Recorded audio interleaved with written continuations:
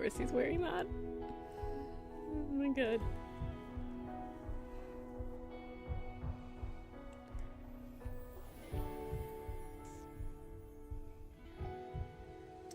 Hello to everyone in the chat. I saw a cat today that's How? even chubbier than the one we saw last time. How did you see the cat? You have this thing on your face. You did not see a cat. Liar. I didn't put that on him, by the way. He put that on. And yesterday he had on the same eye mask. I don't know.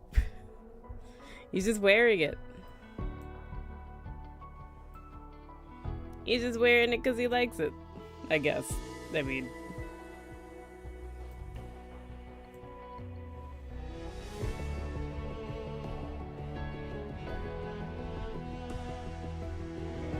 What's wrong? Are you in a bad mood? How can you tell you can't see? What is this for? Oh yeah, give me that. Look at how much gems I got. That amount is gone and so quick when there is a memory that I want. And then I don't get the memory at all. Gotta farm even more. It's crazy. Absolutely crazy.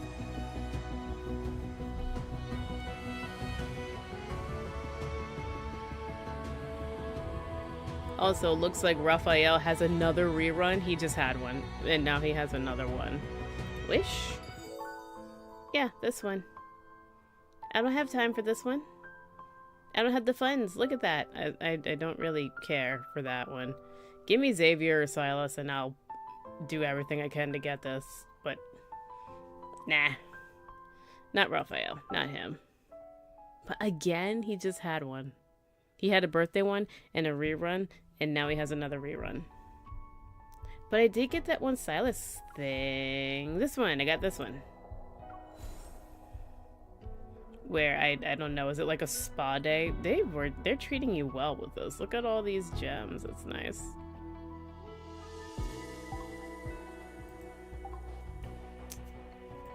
Memory, no, this is not it. Let me go to date, let me go to falling for you.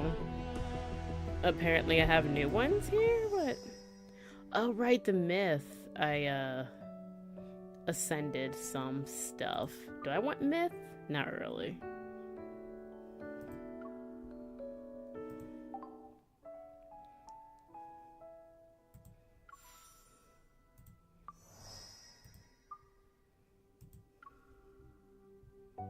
I feel like I had something for him. I guess not. I keep going back when I don't need to go back. All I need to do is go there, but I just keep going back and I don't know why. Myth. Oh, right. I want that rerun. I want that. That's what I want.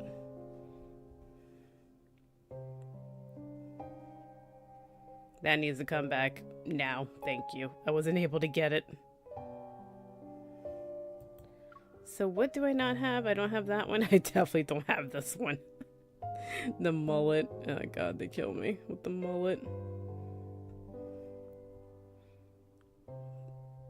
What is this? Ordinary traces. I want that.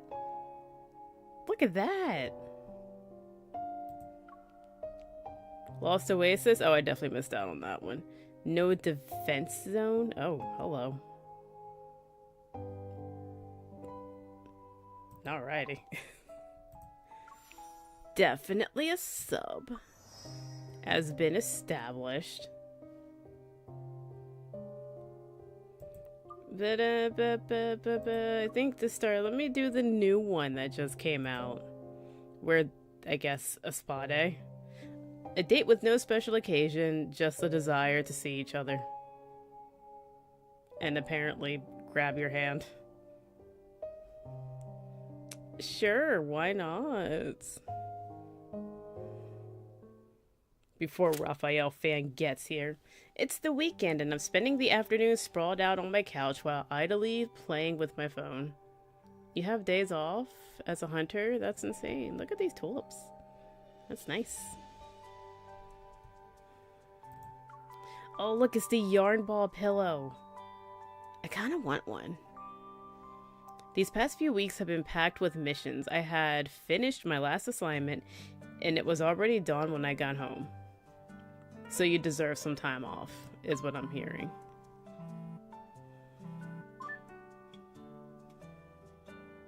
Hey! Do you have any plans for today, kitten? Don't call me that. No. Also, don't call me that. Guns.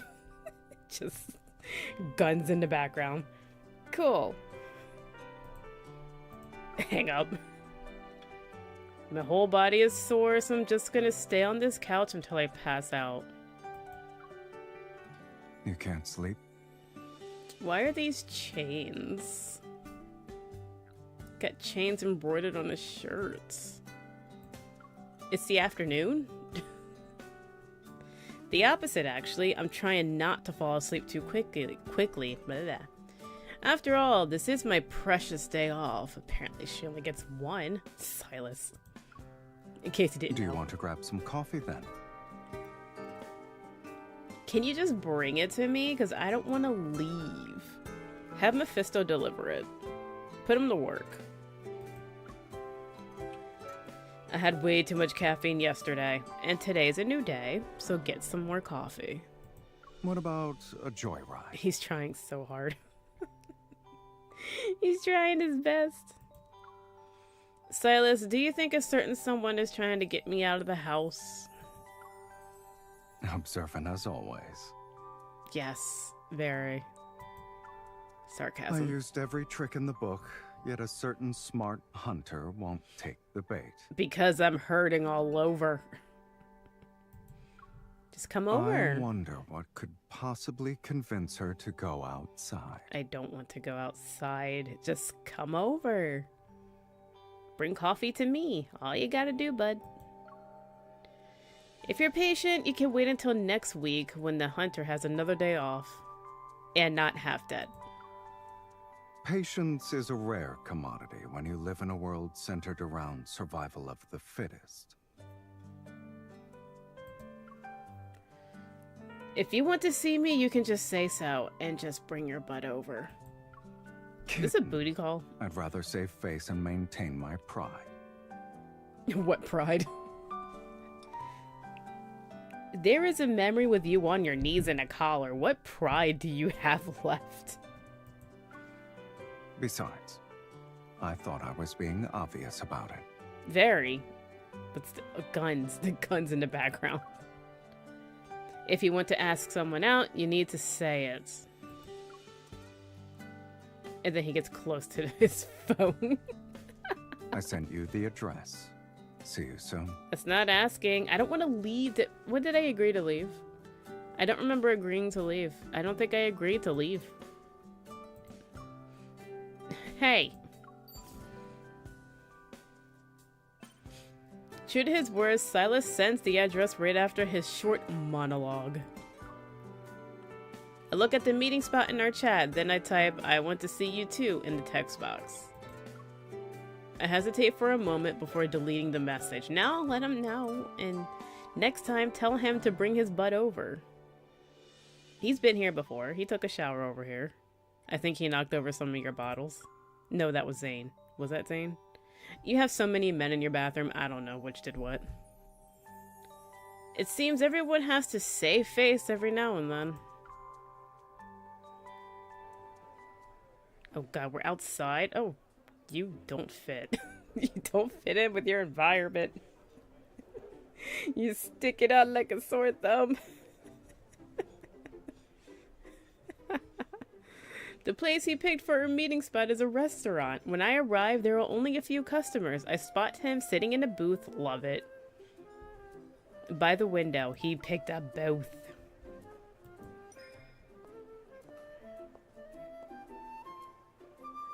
Before you ask, I know the owner. I promised to bring someone, and it wouldn't look good if I kept putting it off. I wasn't asking? Why would I ask?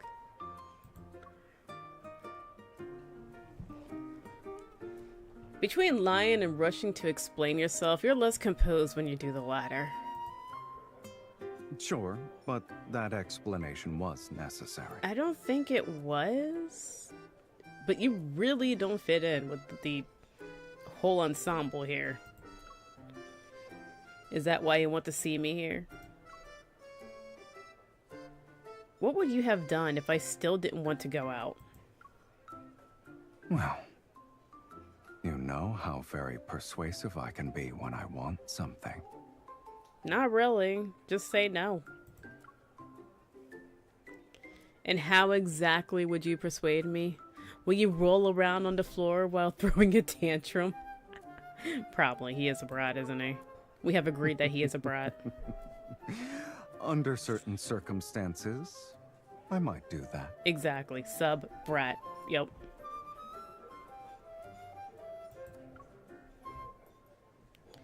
Don't forget, you have a reputation to maintain. Me? Give up the chance to see someone I want to see for the sake of my reputation? I wouldn't do such a thing. I'm having a hard time believing you. On the other hand, a certain lady I know kept making excuses when I asked her out. My body is sore. I don't want to go outside. You can just come over. Silas, I ate a big lunch today. Finished all the dishes, had soup, even ate dessert. So lunch and soup. Soup was not the lunch. So it's a lunch and a soup and dessert. And she did the dishes. And she had mission after mission after mission as a hunter. You were that hungry. Should I order... More dessert? Tea? Tea. Silas stops mid-sentence as he understands what I'm implying. Despite being full, I still went to the restaurant he invited me to. Never mind. Why don't we go hiking in a few days? A few days. Good. Everything should be digested by then.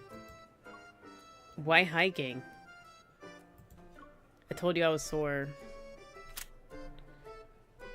He takes out his phone, but it sounded like he took out something else.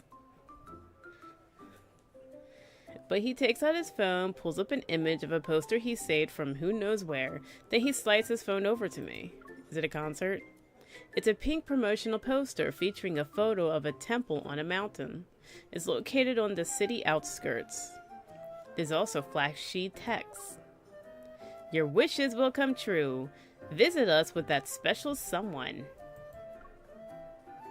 Is this another friend of yours? You really do have connections everywhere. I just happened to see it while passing by. I don't have any special connections with deities who concern themselves with matchmaking. I kind of don't believe that. This man is a dragon. You definitely have connection with deities. What they do doesn't matter. Pretty sure you got connections with deities.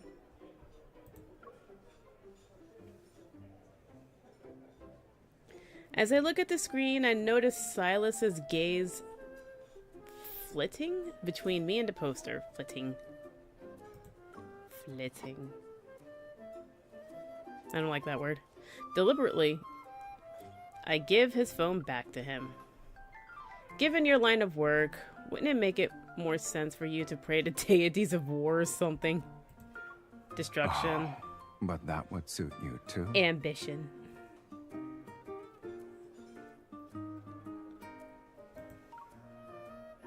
We could go together. And pray to who? Who we praying to? Because I followed the bellow. You really want to go with me? Or you want me to go with you, huh? But you need to be a little more sincere when you're asking someone out. God. Of course. He leans in. Silas puts his phone away as if resigning himself. He slowly lowers his voice. Slightly. I want to ask you out, but I'm not exactly devout to any deities. Is this you asking? If you accompanied me, you could help me explain myself to them, right? I'd like to receive a blessing on a match predestined. Is this you asking? Are you sure you want me to do the talking? I might have unknowingly offended the deities at this point. Boop. Boop. I boop you back. What do you mean? They arranged an ill-fated relationship for me. Which one? You got Xavier, you got Zane, you got Rafayel, you got this man, and you got Kit. Maybe it's Caleb you're talking about because he's insane. He lost his shit and his arm.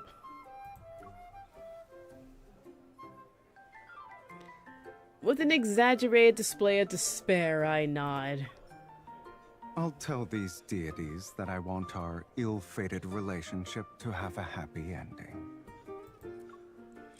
You're very stubborn. Aren't you worried the deities might punish you for it?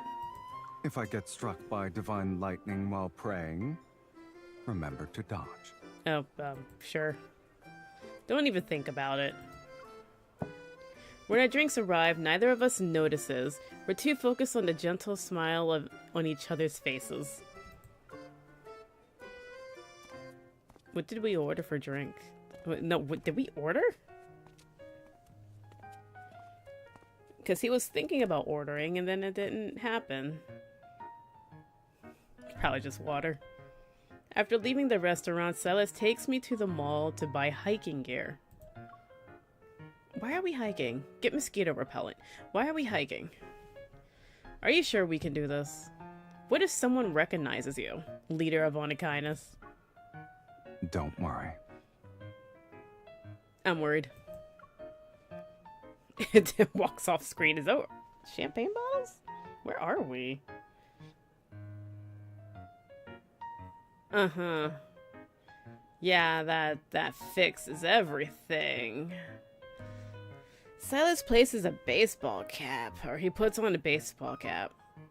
Its brim hides its gaze How? It's not hiding anything. You can pretend to chase me, and we'll act out a cat and mouse game. How's that going to divert attention? I take off my scarf and wrap it around his neck to conceal the lower half of his face. Now that's even more suspicious. Honestly, if he just put on a motorcycle helmet, it wouldn't look that weird. With his outfit, the baseball cap doesn't fit. The cat would like to request a day off. She hopes you can stay low-key. With a baseball cap and a scarf, obviously covering your face, so it's very suspicious. Well, there's no scarf.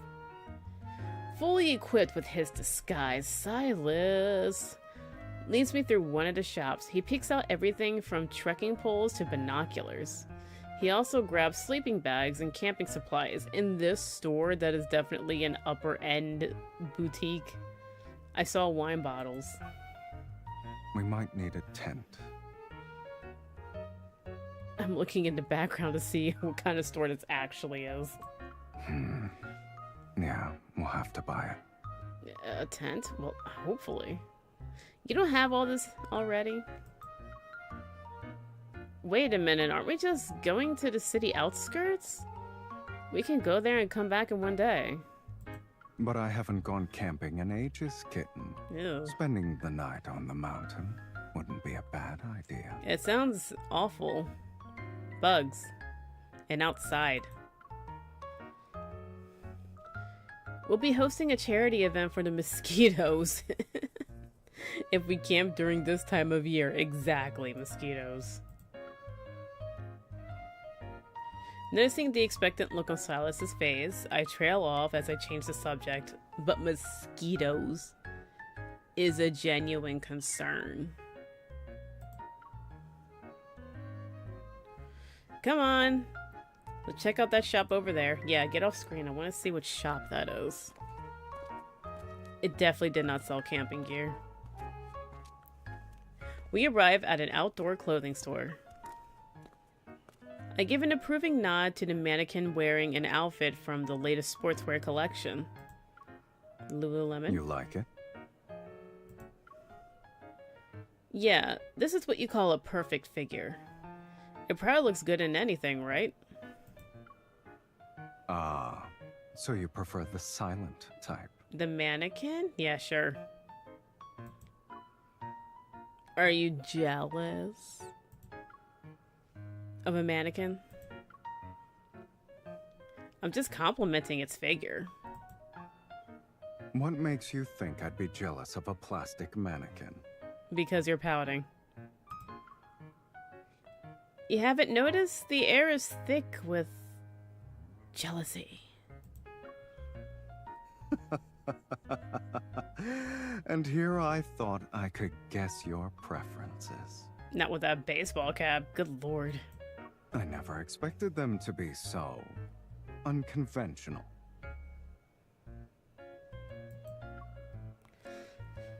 Someone's sulking. You're not jealous because I complimented the mannequin, right? Yes, yes. I'm green with envy. Mm-hmm. But That's not it's your fine. color. I just saw a girl who's exactly my type. What are we doing right now? What'd you say? Look, she's right behind you, kitten. Can you stop with the kitten? I quickly turn around, mannequin. I see a mirror that reflects my irritated expression. Humph. How dare you compliment my reflection? And am I supposed to believe this is the outdoor clothing store? This place? With the sweaters? And suits? Okay. Silas's laughter resounds throughout the clothing store. I quickly walk away from him and go from the men's section to the women's. This is a very high-end outdoor clothing store with champagne and candles and gifts and roses. I don't think Probass does all this. Walking at a leisurely pace, he follows me. His hands are in his pockets.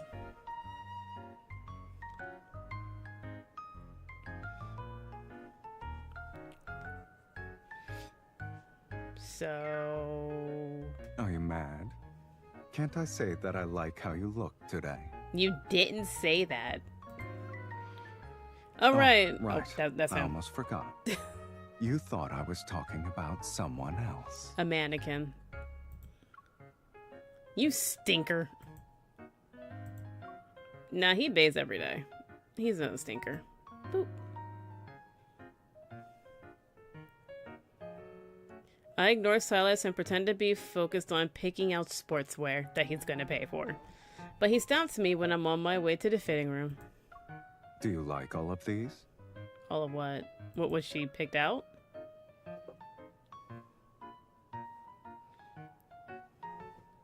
He takes the clothes from my hands and heads straight to the checkout counter. I need to try them on.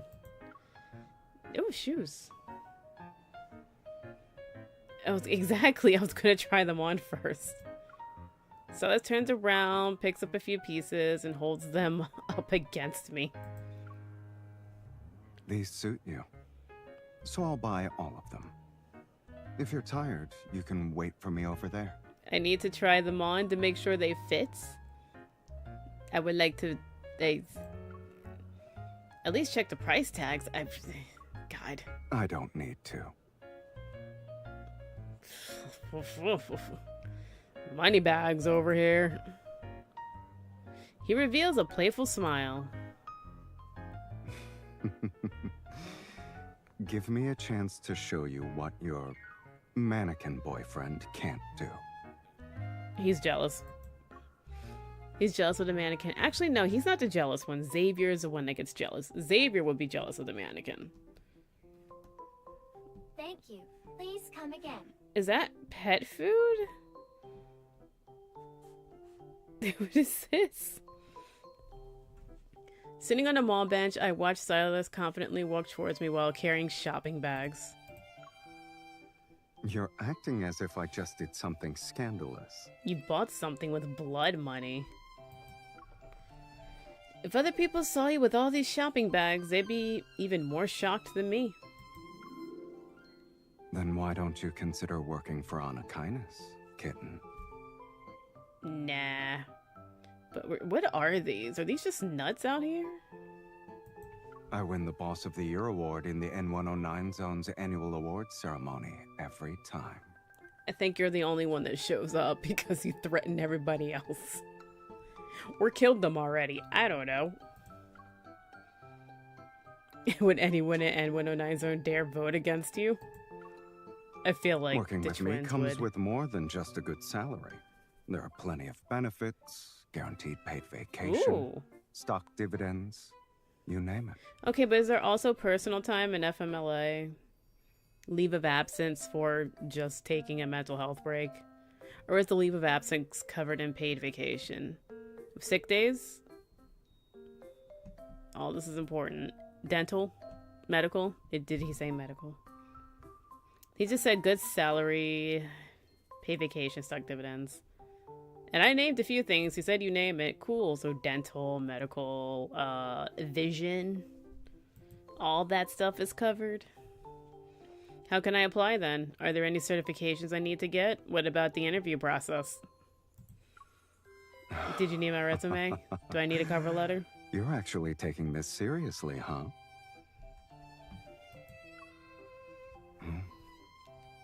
Your shoelace is untied. Leave it. It's fine.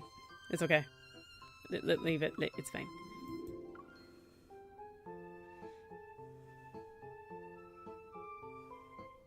Before I can bend down, Silas is already kneeling in front of me, and apparently he grabbed her face. It sounds like you rehearsed this before. You must be desperate. I only need one person, and that is you. Everything else is negotiable. What does this have to do with my shoelace being untied? Is there an age cutoff? Can I apply after I retire from being a hunter at the association?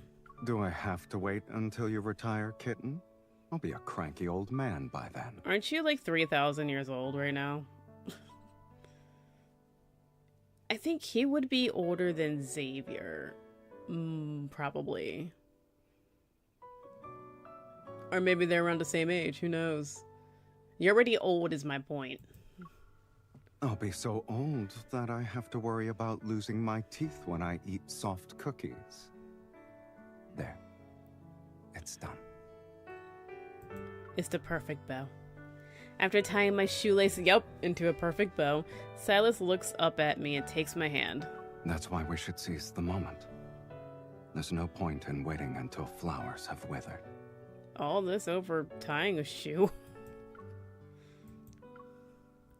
The gaze that usually sees through human hearts now reflects only sincerity as it meets mine. I should join the dark side, huh? I need some time to think about it.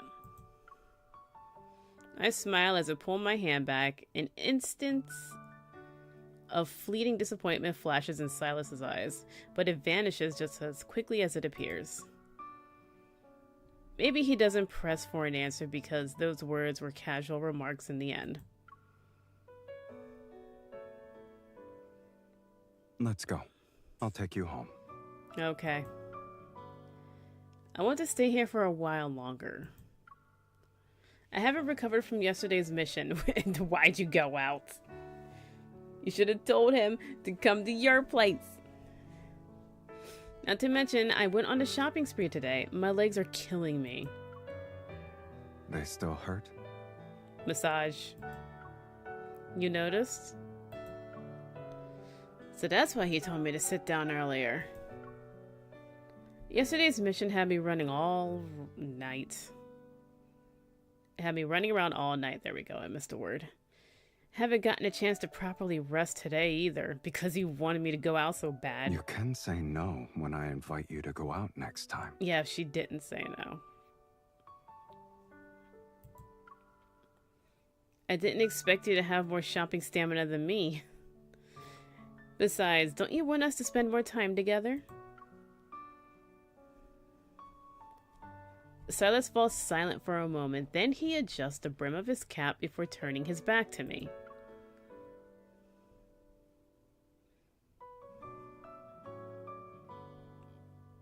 Beep. Come on. I'll carry you. Well, I still can, that is. In the mall?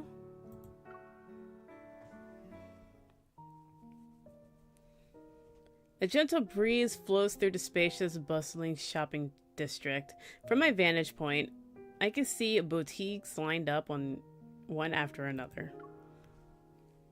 I wrap my arms around Silas's neck and lean into him. I feel at ease. His shoulders are broad and his strides are steady. I never noticed this before, but the view is better from up here. No wonder people like to stick their heads out of the car. In that case, I'm a limited edition luxury sports car. Only one of me exists in this world. Hopefully, my god. Your engine's pretty loud. Is that so? Need an oil change. I need an oil Maybe change. need some in-car music. My current playlist has... Just turns on Spotify. I quickly cover his mouth with my hand.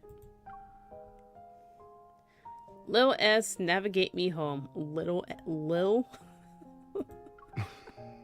This 6'3" man? We pass by a store that sells skincare products. My attention is immediately drawn to a flamboyant poster on the display window. Wait, stop. What is it? Skincare. I saw something interesting. Back up.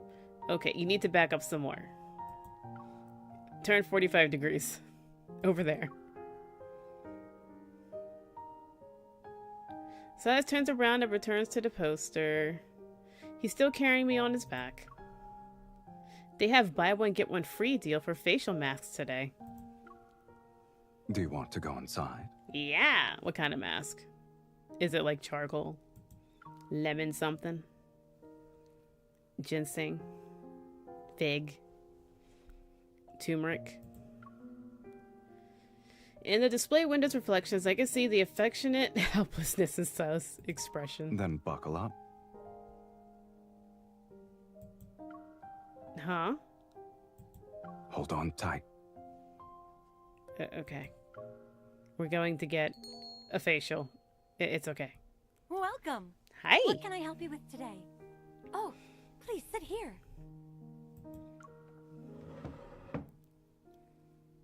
Cucumber? The sales assistant pulls up a stool and Silas puts me down on it. Okay. You don't have to do all this. Then he bows and playfully assumes the role of an attentive butler. What would you like today, my lady? Whatever that face mask is. I'll take this one and that one, the one over there, please and thank you. Silas picks up the facial mask and skincare products I pointed to. Then he walks past me when I try to pay. This is the second time you've done this.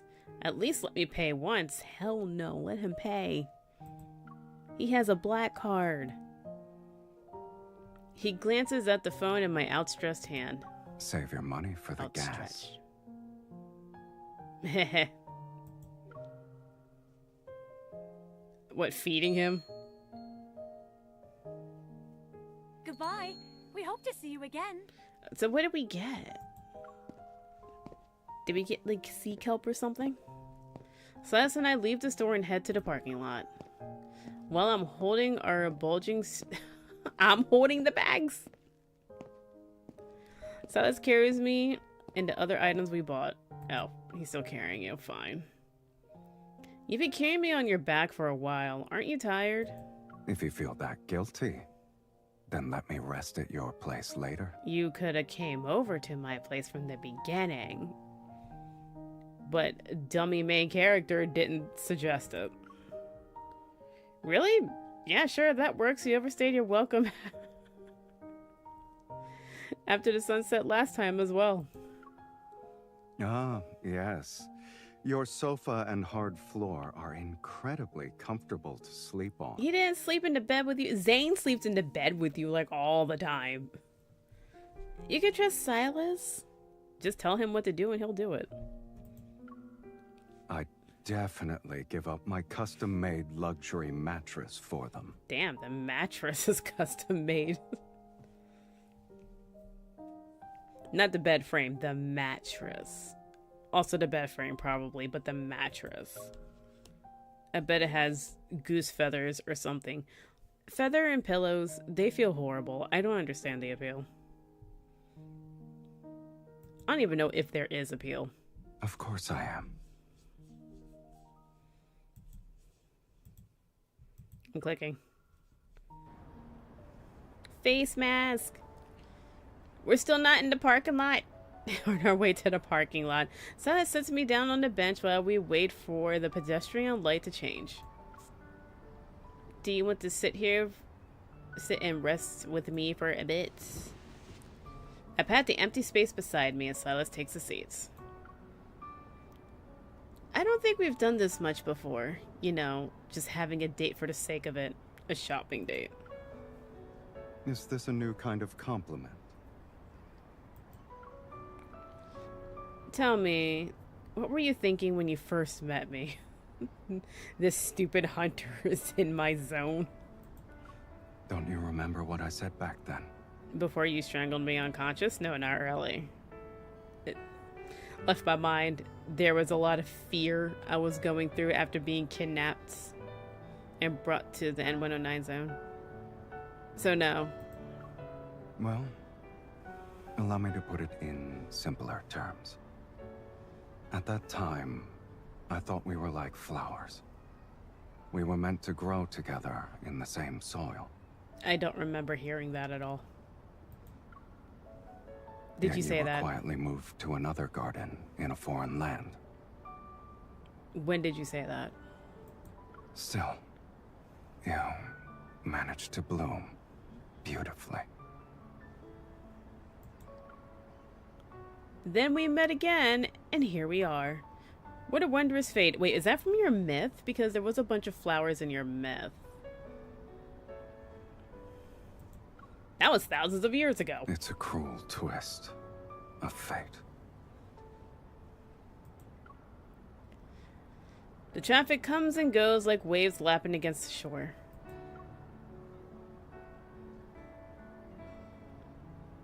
Are we getting in the car now? The pedestrian light changes several times before Silas finally stands up. He's carrying me on his back again. What if the people in the N109 zone hear about Silas, on a kindness leader, carrying a girl on his back through a shopping district? Let them talk. And then he'll probably kill them because that means you're a target. Aren't you worried about your reputation? Didn't we go through this already? Silas glances at me and there's amusement in his gaze. It's like I said a funny joke. Don't let them know you compared me to a plastic mannequin, kid. You do have the physique of a mannequin, let's not lie.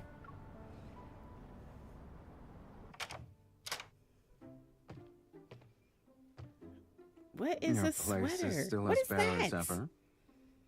What is happening on your shirt? What is this? If I had known you were coming... No, she has a yarn pillow. Let's not say it's a ball of yarn pillow. It's not bare. She got that pillow. If I had known you were coming, I would have rolled out the red carpet. I don't like that sweater. I need that change. Take that off. Silas sets me down on the sofa and gets us both a glass of water. He knows exactly where everything is. I bet Zane does too. Haven't seen Rafayel in your place. I saw Xavier in your place because he lives upstairs. Haven't seen Rafayel in here. Caleb probably broke in a few times.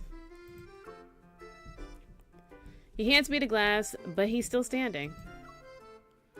Are you looking for something? Your closet.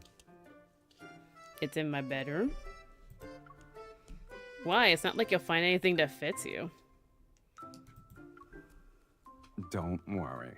I just want to put the clothes I bought you in a more prominent place. The closet?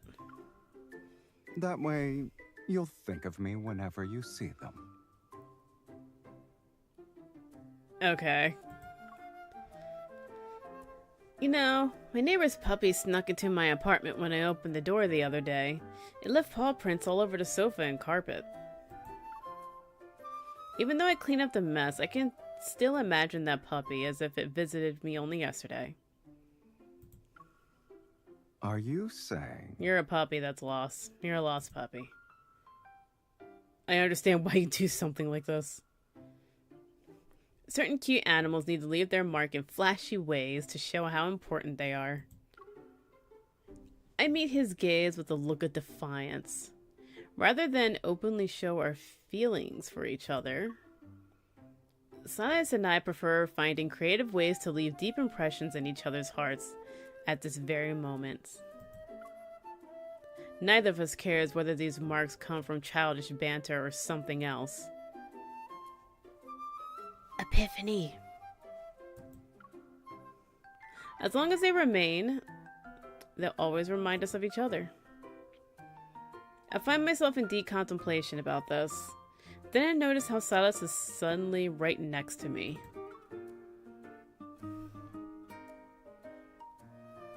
Boop! He cups my cheek and studies me. When I try to move away, he catches my chin and pulls me back to him. Oh god, when the what pad. What do you think you're doing? I believe someone just compared me to a puppy. Puppies are adorable. You don't like puppies?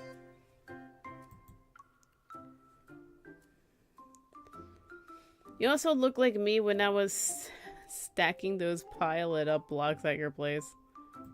Tell me, is the way I mark my territory effective? Don't start peeing on things. Don't do that. Silas, you're copying me. Silas chuckles and leans in, his forehead almost touching mine. Scandalous, not the forehead touch. How will you respond? Boop. Compared to your declaration, mine just isn't as deep and straightforward. I point to a shopping bag on a table. It has the facial mask I bought today. Since you carried me home and bought all this stuff for me, I'll repay your kindness. You care about saving face, right? Maybe it's time I took care of it. Literally. Your face. Oh. So people do return the favor. I guess those inspirational posts aren't a bunch of lies. Don't you start. Oopsie, that's auto.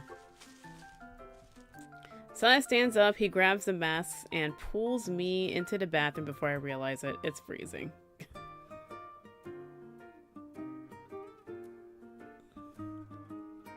Was it loading that? Yeah, it was loading this. Okay, I need to see. Can I see? Why are there cucumbers in there already? You're making yourself at home in my bathroom. Isn't this the most suitable place to take care of my skin? The bathroom looked really big. His eyes are closed. Are we supposed to start now? Don't we have to wash his face first? Boop.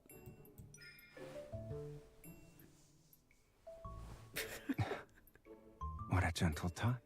Are we sure that was you? We have to wash the face first, and then we put the mask on. Pretty sure that's how that should be done. How about this? It's a... Okay, goodness gracious, girl. You need to strike this spot if you want to take me out silently. Done playing around? Is this... I can't wait. Is this flirting? Close your eyes and hold still. Can you do that? Are you going to use your finger, or do you have like an applicator? Apply the face mask.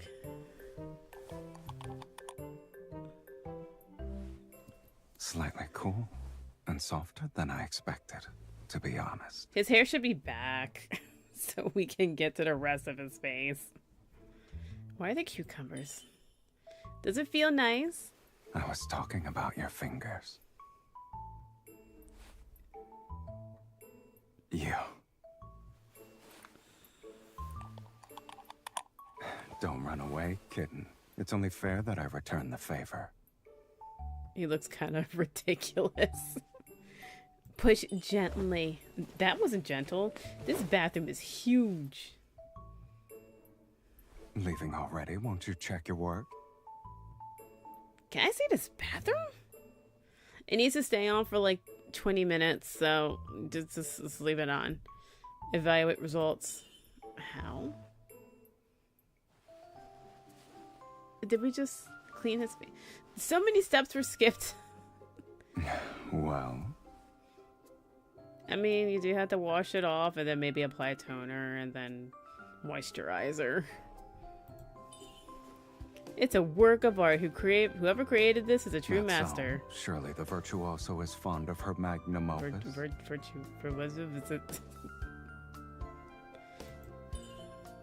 Yes? If you were also an art piece, then whoever created you must have loved you dearly. Okay. How else could every expression of yours be so enchanting? Anyway. Moving on. So what's the daily recipe? The evening light dims. It's time for Silas to leave. He's not going to sleep over and take off this stupid sweater. You remember when we're going hiking, right? You better not stand me up. Don't tell me you forgot about the excuses you made when I asked you out. Now you're worried I'll forget? I wouldn't call myself a saint, but I'm not horrible Night enough out. to stand someone up. You're here. We can do Rafayel stuff now. How you doing?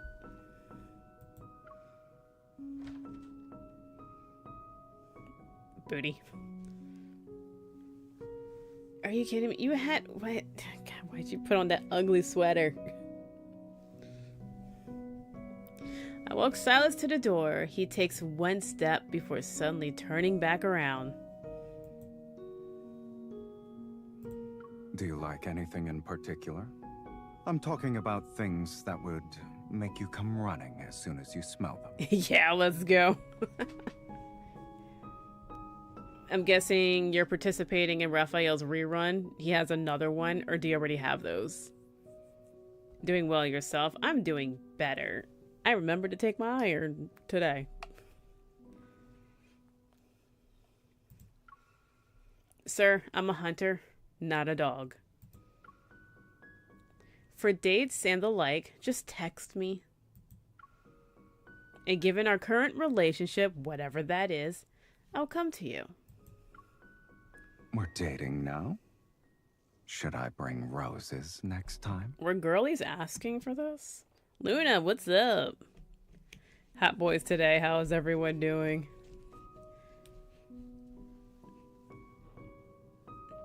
Pretty good. Doing better. Took my iron today. I should get steak. Got them, so I am smooth sailing, saving my diamonds for the next banner. I'm also saving my diamonds. Do we know what it is? I know I can look that up, I just never do. It's usually on Reddit. Bring the ones with the most thorns. My fingers can handle it.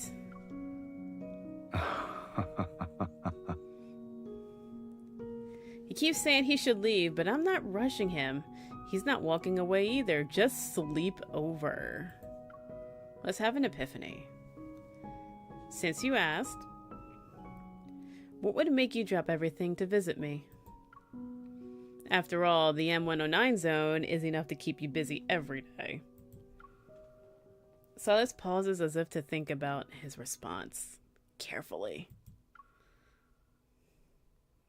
Is it a tough question? No. What I'm implying is that you can try anything. How so? He leans against the door frame. Oh, of course, he's doing the lean. Could someone give me a character name? Just anything? I got a feeling the next banner is for all the guys. Again? Don't tell me it's another mullet thing. Character name.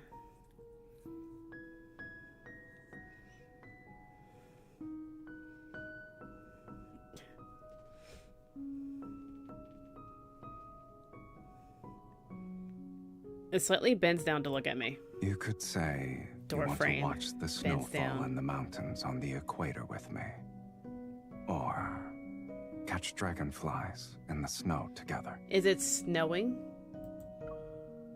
Maybe you'll have the sudden urge to see the Milky Way with your own eyes at 1 a.m.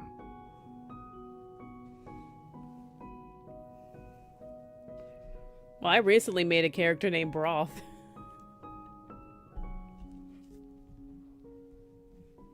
I bestow broth to you. I'll have our camping gear ready and immediately pick you up for that one. No matter how outrageous your reason might be, I'll do whatever you want with you.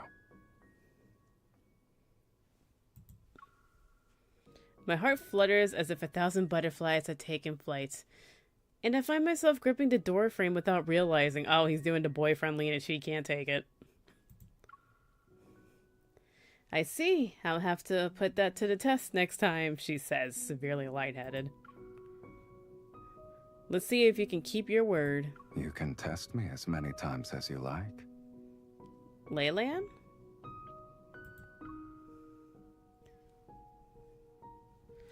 Silas's bold gaze exudes confidence. He's certain every promise he makes won't be broken. Nothing could possibly make me happier. Okay, can you can go now, sir. You can shoo.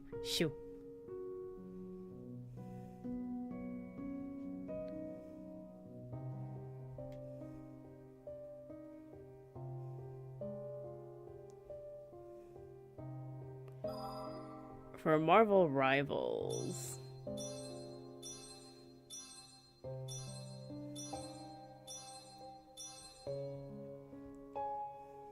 Thunderblade. Give. And give. Alrighty. Okay, that was whatever. I was not a fan of that. The build-up was unnecessary. Xavier's asleep. Of course he is.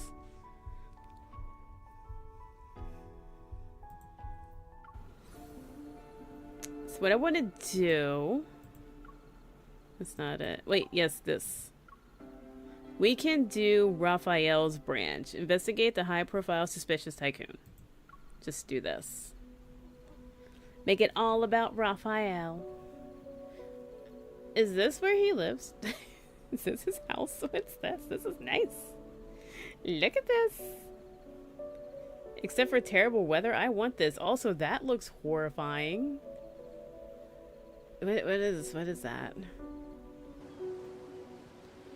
I haven't even done that Silas card. I'm just watching others play it. It's nothing. Very blah. I need to download. Okay, yeah, sure. It's on my computer. Download it.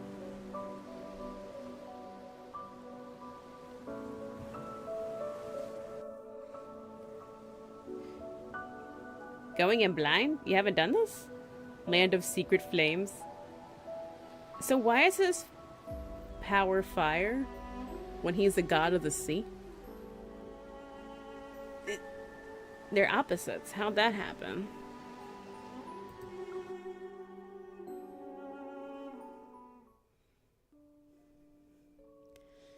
Mo Art Studio. Very nice. Jewelry, luxury homes, connections. The wealth Maxwell has accumulated extends beyond mere money. Who said that? According to insiders, Maxwell, who made a name for himself, possesses exceptional jewelry appraisal skills ever since he was young.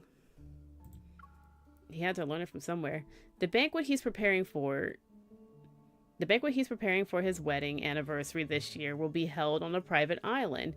Oh, that's what I saw. All invitees are wealthy celebrities. He is multifaceted. I mean, I guess. It'll be hard to get close to someone like him.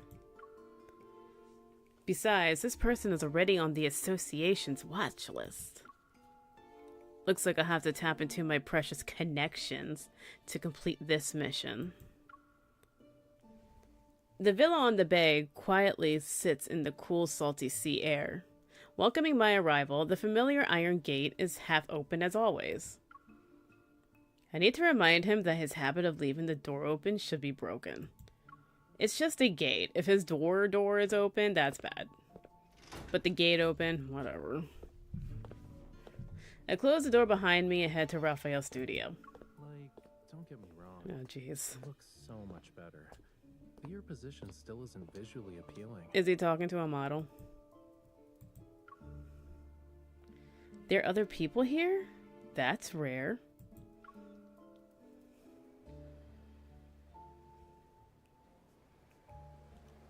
The wind blows open another door before I can even reach it.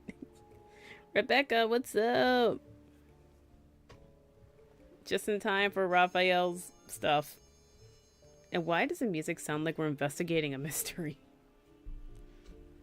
The sound of waves resounding inside the house rushes to greet me. In front of the large floor-to-ceiling window, an unusual figure swings their arms as they're bathed in sunlight. An unusual figure. Rafayel? His voice alone gets me going. Okay, Night Owl. Jeez. Why are you wearing that?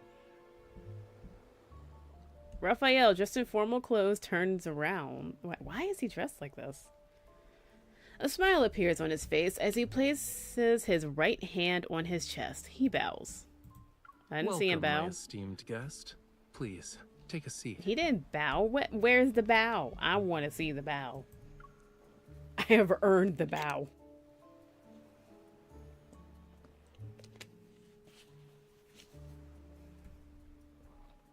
He points at a cushioned high-back chair by the small dining table next to him. With his gaze, he urges me to sit.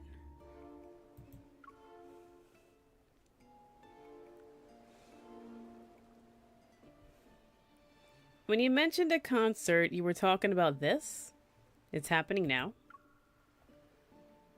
Of course. Was I supposed to dress up? Because I didn't.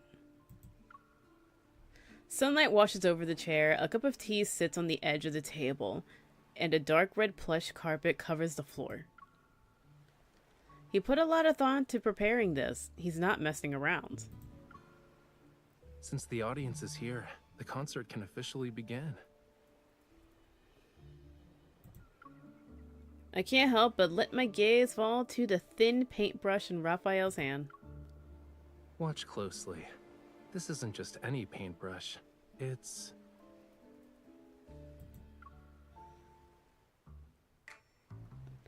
Rafayel slightly lifts his chin to create suspense.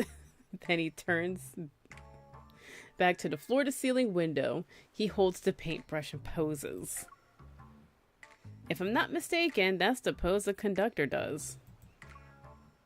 Is everyone ready? Is it the Wind Waker but a brush? Oh, I should play Wind Waker again. That was fun.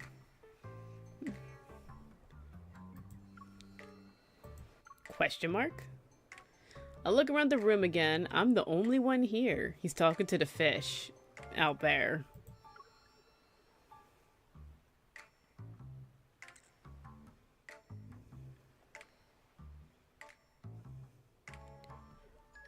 Ooh, the next rerun's gonna be Xavier's? Ah, that's the one I care about. I care about that myth.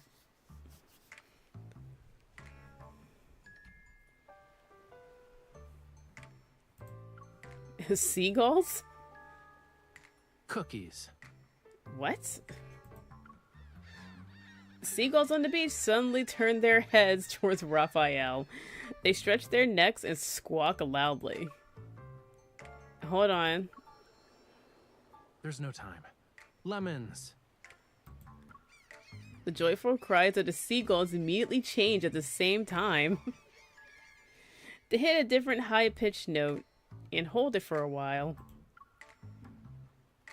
Okay. The cool sea breeze lifts the hem of his suit and blends with the warm sunlight to create a relaxing, refreshing experience. This music says otherwise.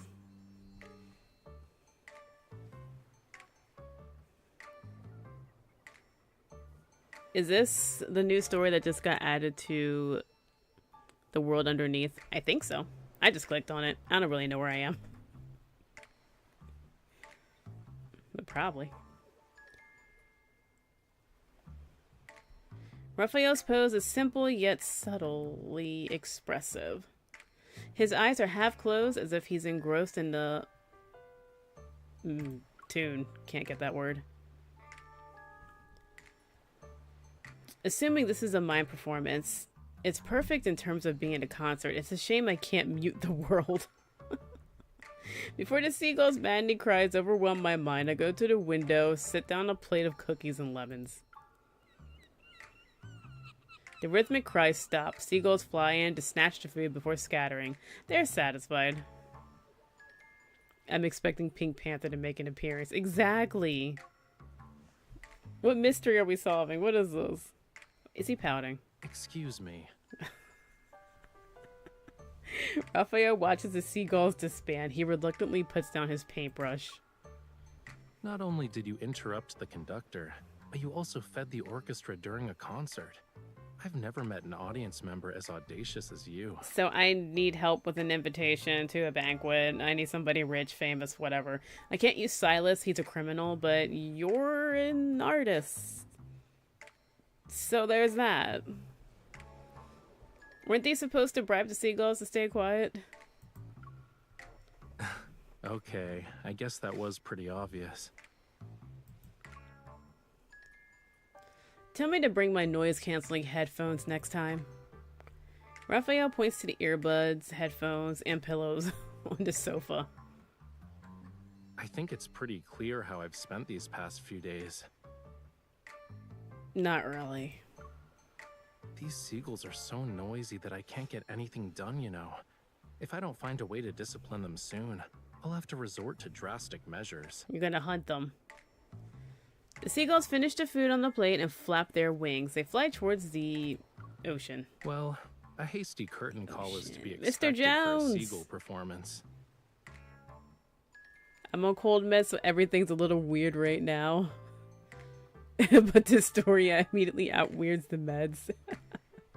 An artist who's also an assassin. That too. And a god. Let's not do that. Luna's in heaven. Nice. Is it because there's a pretty man in a suit in front of you? He's also kind of weird. The weather's so nice today. Do I have the honor of inviting you to afternoon tea since the concert's over? Oh, you're asking? That's so nice. See, I like it when somebody is asking me to do something instead of making demands. Twirling the paintbrush in his hand, Raphael walks to the small dining table. He lifts the tablecloth with the paintbrush handle. I was planning to surprise you when it ended, but I suppose my plans can never keep up with you. Was the concert only the beginning? Is this the real reason why you invited me over? Tea. No. Epiphany? Oh, nope, mystery music. He's gonna reveal something.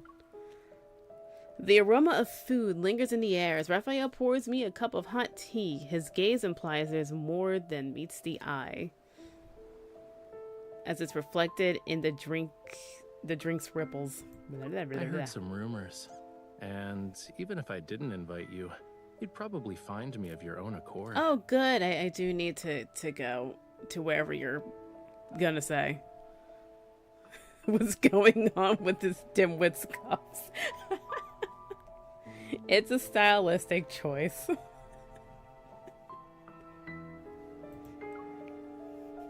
Since you left the N109 zone, certain eyes that lurk in the shadows are waiting for the play's next act. The ones that want to kill Problems you? keep coming up. I'm not sure which one you'll deal with first, though. So, I'll take the initiative and offer you a reward of your choice. The rare display of honesty and underlying assertiveness catches me off guard.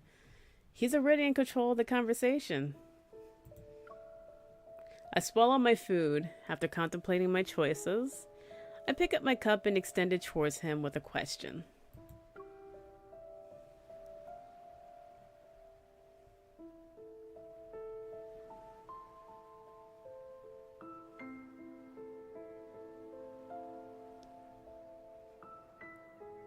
Why don't you be even more honest? Is there something that needs my immediate attention?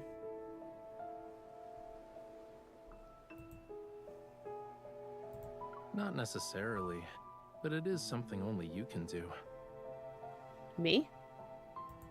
Yes, only you. But what?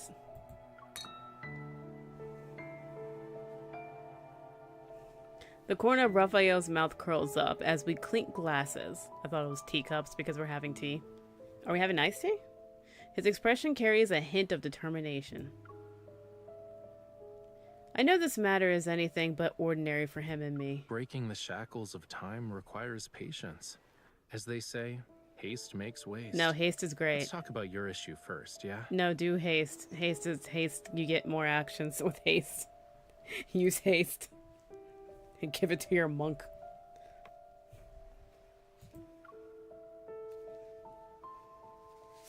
Is a trumpet sleeve with an added slash.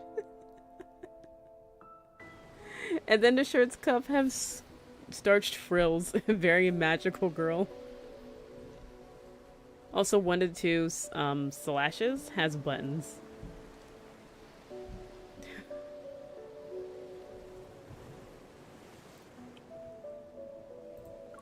He is sort of a magical boy. Is this your room? Oh no, whose room is this? Why am I in this bedroom? It's not mine. It's very nice though. I like this. You can remove the art, but this is nice. I like this. This is good. This is a good bedroom. The well-known tycoon, Maxwell, is on the association's watch list for suspected involvement in illegal protocol smuggling. At the last auction he attended, he bought a set of jewelry that wasn't top tier for a high price and claimed it was for his wedding anniversary. Then why would you buy shitty jewelry? Would a wealthy entrepreneur skilled in jewelry appraisal make such a mistake? Based on our intel, the association suspects this was an illegal protocol transaction disguised as a jewelry auction. Fewer brains than Usagi. And when we look at the price, if it's really related to protocols, it must be no ordinary type. In other words, Nathacor might be hidden in the jewelry. Love his room. Would love to watch the stars at night from there, if that's his room. If that is Raphael's room, we need to hang out more often. That's an amazing room. We don't have any conclusive evidence at the moment, so we can't confiscate his assets. You'll have to do an undercover investigation. Yes, Captain.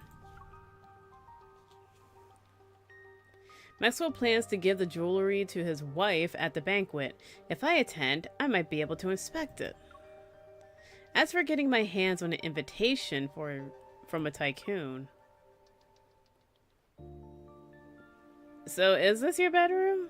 Wait, Night Owl, is this Raphael's bedroom?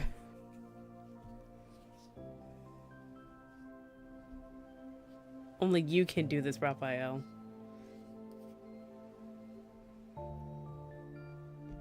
Theme song for a magical boy. How about this one that's playing? Can't confirm that's his room, alright. I like it. Except for the sculpture. That needs to go. Everything else is great. I know. Your eyes already acknowledged how wonderful I am the moment you walked through that door. Oh my You god. need to butter me up even more. Don't ruin this for yourself. Raphael leaves the changing room with his hands behind his back. Anticipation builds with each step he takes. What about the invitation? Didn't I say I'd present you with a reward of your choice? Here you go.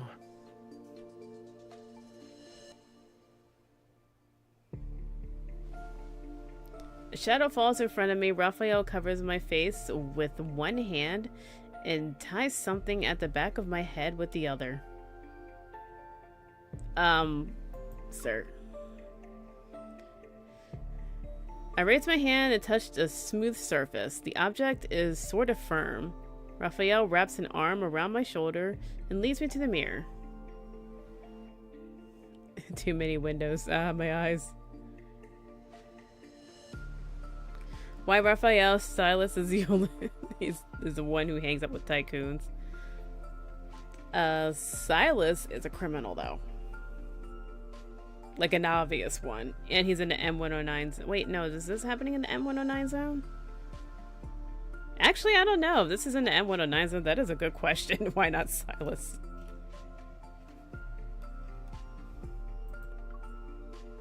A mask for a masquerade? And the invitation to Maxwell's private banquet. Love how Night Owl is the official Raphael source. Exactly.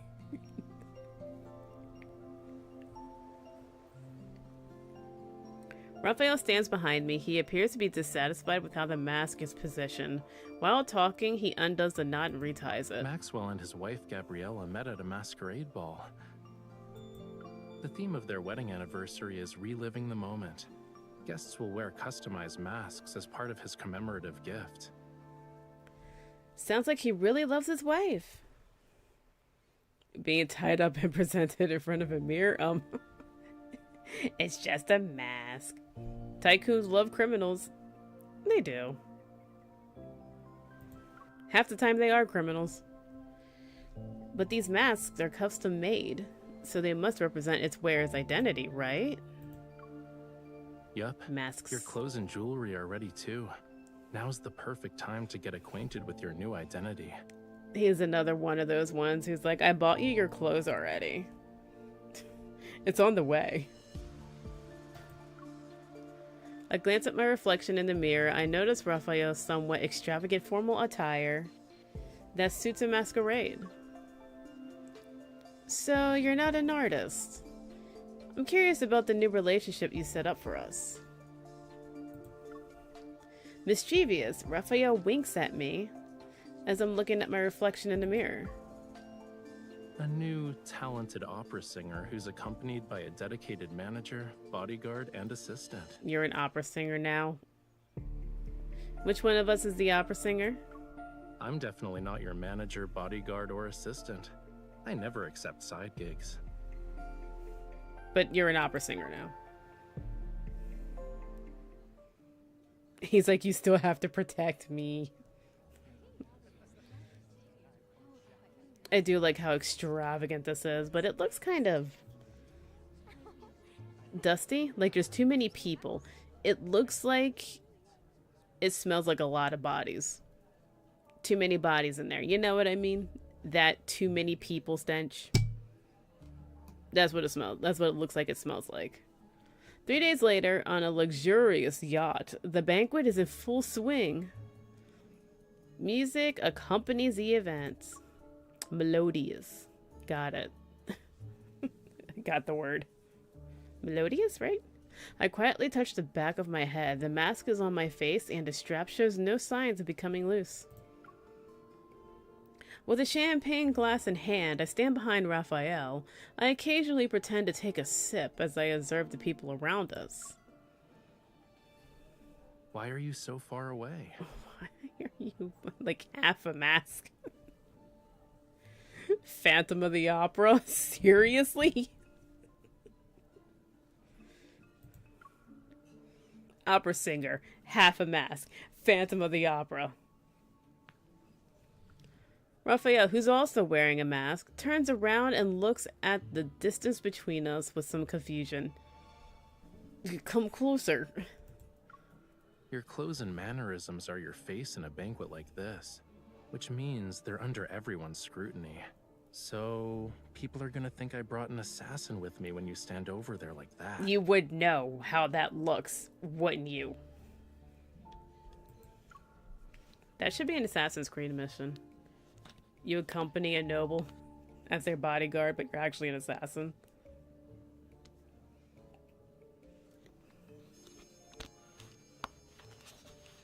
The multi-layer Raphael, god, assassin, artist, opera singer. Don't forget whiner, brat. Definitely add brat to that, because he is that. I mouth, this is the distance a bodyguard should be at to Raphael.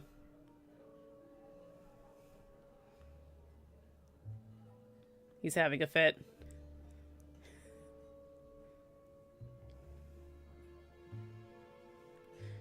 Resigned, Raphael lowers his head and walks over to stand beside me. Then switch your role to manager so we can be near each other. Besides, when you first became my bodyguard, you weren't this meticulous about keeping your distance. Looking work for Gerald in The Witcher. Just as Raphael's about to say something, a man wearing a jester mask walks over to us. Blah, blah, blah, blah.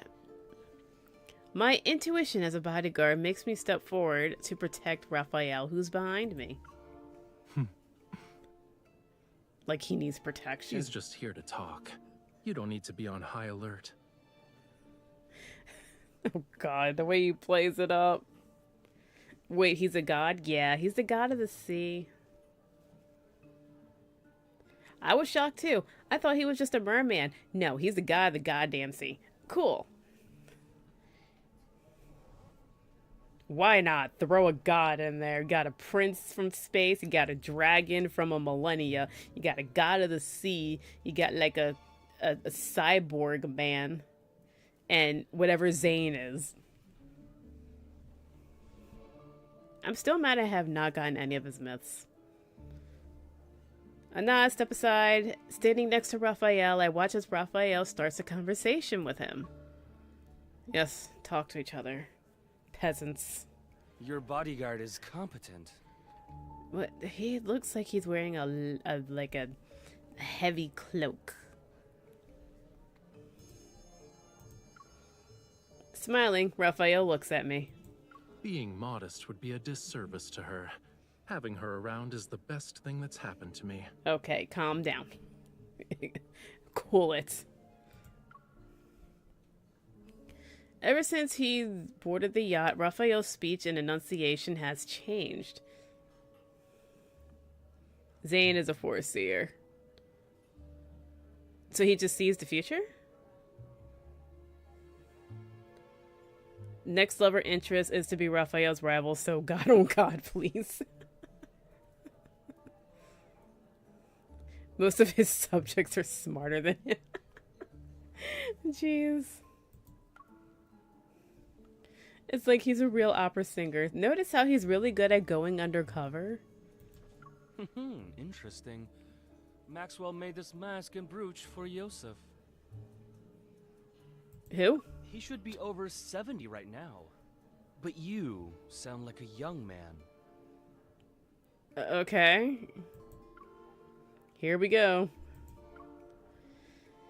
I feel a little on edge, but my expression remains calm as I take the wine glass from Raphael's hand.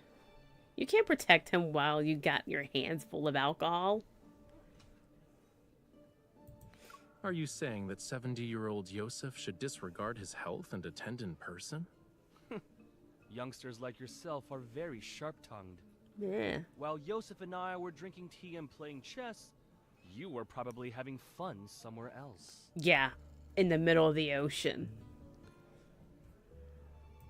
Judging by your attitude, you must be an old friend of his, good sir. Has he not taken the time to share some of his insight with you? Also, what the hell's going on? For example, how does a person avoid becoming an annoying old man? Watch your tongue. Did Maxwell actually allow someone like you to attend this banquet?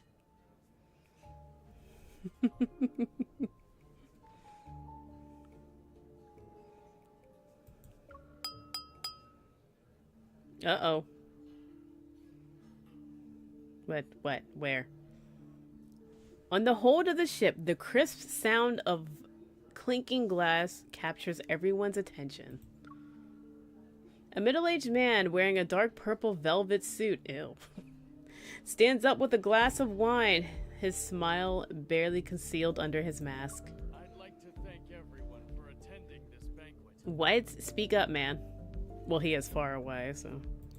Tomorrow is my 40th wedding anniversary with Gabriella. Damn. The yacht will arrive at the island where the event will be held.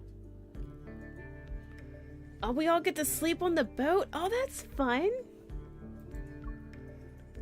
Upon seeing the host, the jester reluctantly closes his mouth. He angrily glares at Rafayel before walking away. Yeah, you punk.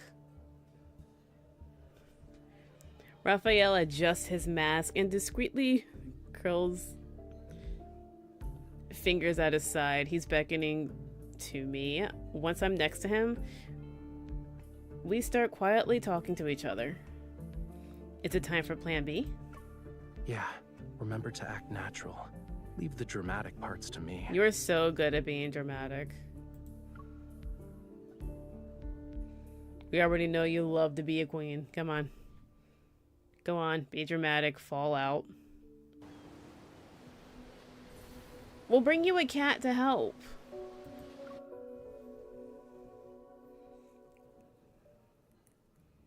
All of you have probably heard about my gift for Gabriella. Maxwell, can you please get a megaphone?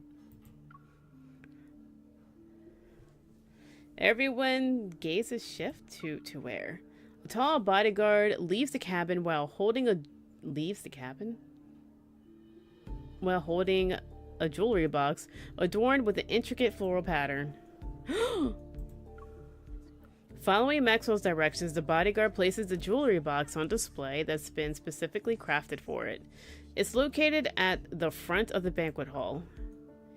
Bathed in meticulously placed lighting, accompanied by perfect angles and color, the jewelry resembles a solidified dark blue tranquil ocean.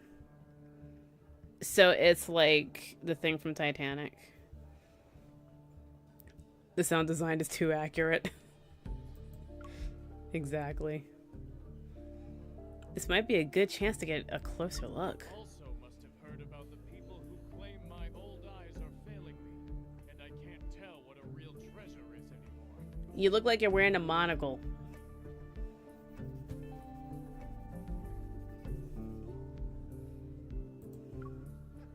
As Maxwell lightly jokes about himself, everyone joined in with a good-natured laughter. When the official banquet begins, I will let everyone know that its true value is far beyond the money I spent. Oh, lucky you got it on clearance. What, like 5 million? I'm rich too. It must be the perfect piece of jewelry for Gabriella, since he spent so much money on it. But he got it for cheap. That's what's crazy. I heard it compliments Gabriella's eyes. Maybe that's the reason. Where are you guys getting your gossip? I hear the guest conversation around me. Recalling Maxwell's files, I shake my head. Rafayel understands the meaning behind my gaze and follows me. We're on a mission. You can't wait to get closer to Maxwell. Oh my goodness, do you have anything else to do? He's annoying. Yes, he is. The jester follows us. And his rude remark catches Maxwell's attention. What's going on? Sir, he's being annoying. Can you throw him overboard? As soon as Maxwell walks away from the display, the bodyguard carefully closes the jewelry box, picks it up, and leaves the way he came. Damn it! Rafayel and I exchange a glance and decide to stay still for now. This is good. Maxwell, would you kindly introduce this young man? Who's this young man wearing Yosef's family brooch? He's strutting around like he's some kind of VIP. I thought it was brooch. Is it not brooch?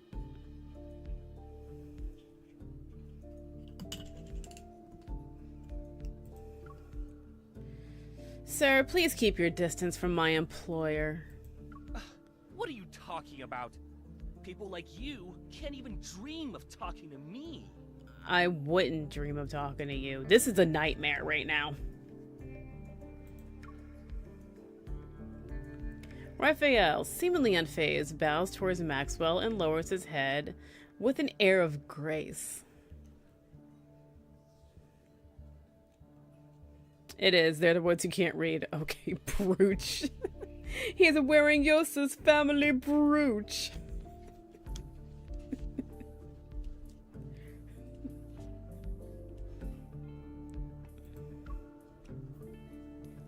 Maybe if someone else did it, it would seem pretentious. It does.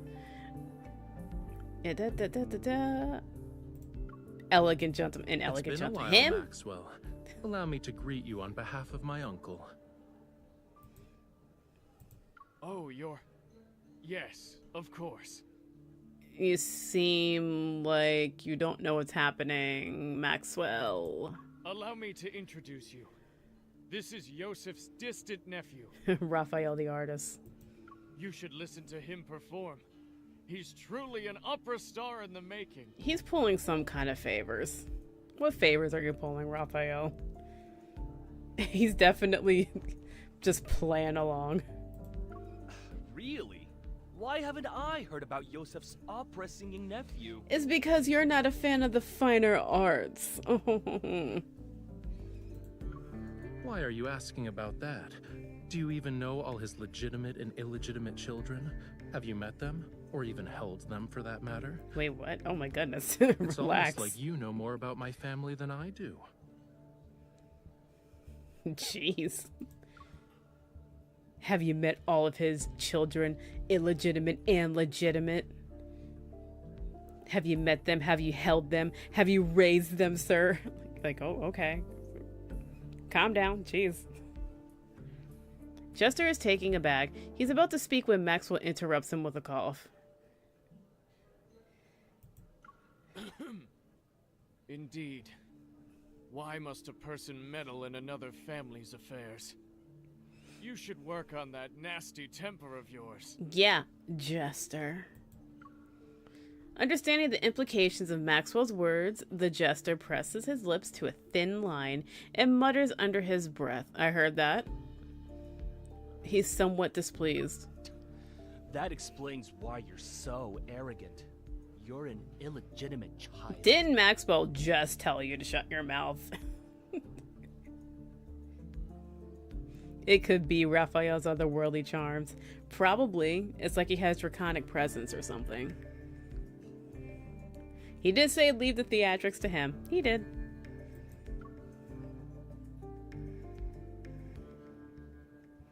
Annoyed, Raphael puts on a stern expression. I position myself between him and the Jester. All right, young man.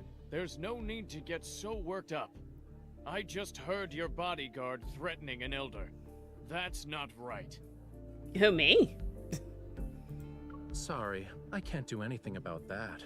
My bodyguard, who's also my manager, has a bad temper, especially when it comes to people offending me. I don't think I threatened can't just him. ask her to stop being so protective of me, can I? I didn't. When did I threaten? If I'm making a threat, you know I'm making a threat. I'm pretty sure I didn't make a threat. He's senile, clearly. He's an elder, senile, losing his mind. So ignore everything he says. Maxwell raises an eyebrow before understanding the situation. Youth. You dick. Did he imply we're sleeping together? Probably are. I don't really know. For my sake, why don't you all calm down? The night is still young. There's no need to waste it on trivial matters. Raphael scoffs, but he immediately quiets down after I pat his back, then nods at Maxwell. Now that the misunderstanding's been cleared up, I'd be happy to extend this courtesy to you. Let's head back and rest for a bit. Raphael offers his elbow to me. Once I place my hand on his arm, he escorts me out of the banquet hall like a performer leaving the stage.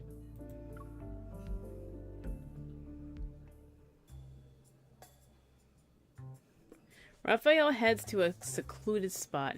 He slows down, leans towards me, and exhales. Acting is so exhausting. Brooch. I can't get over Brooch. But thanks to him, no one will question us. It should be smooth sailing for our future operations from here on out.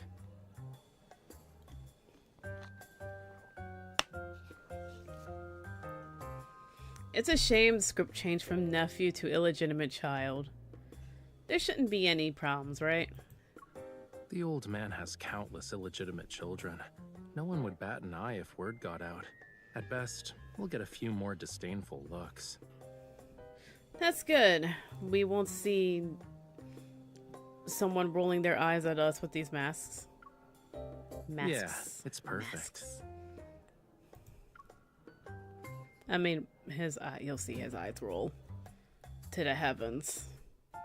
Where he's from, apparently. Ooh, are we at the island? Are we at the island? Did anyone get murdered on the ship? This is nice. I like this. This is amazing. Oh, there's a balcony. I wasn't able to get close to the jewelry, so I didn't sense anything unusual. You should really start extending how far you can be before you sense things. Work on that a little bit. My hair hides the strap at the back of my head. Seeing me struggle to find it, Rafayel helps me untie it. Brooch.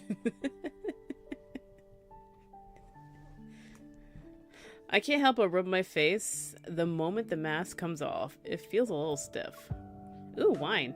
Wait, cookies? Wait, move. What's on the table? The target this time is jewelry?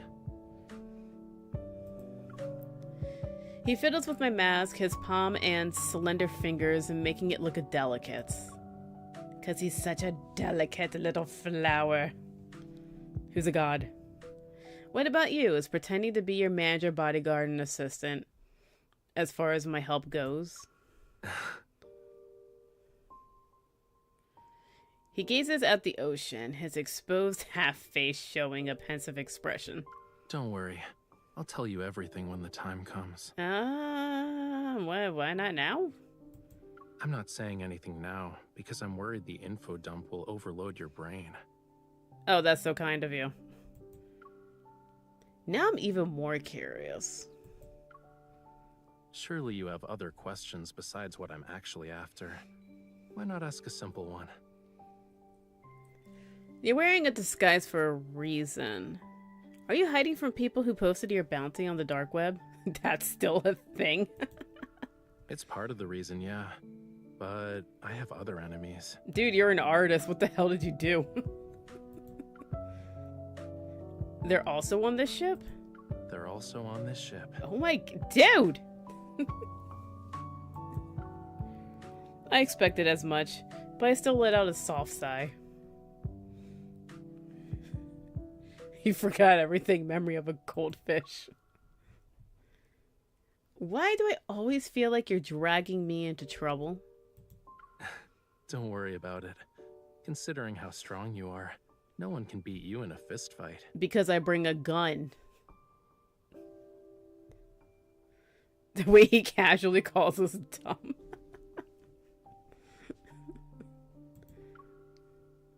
I knew it. Nothing is ever simple when you need me to be involved. Rafayel keeps smiling. He lifts my right hand and gently presses it against his cheek.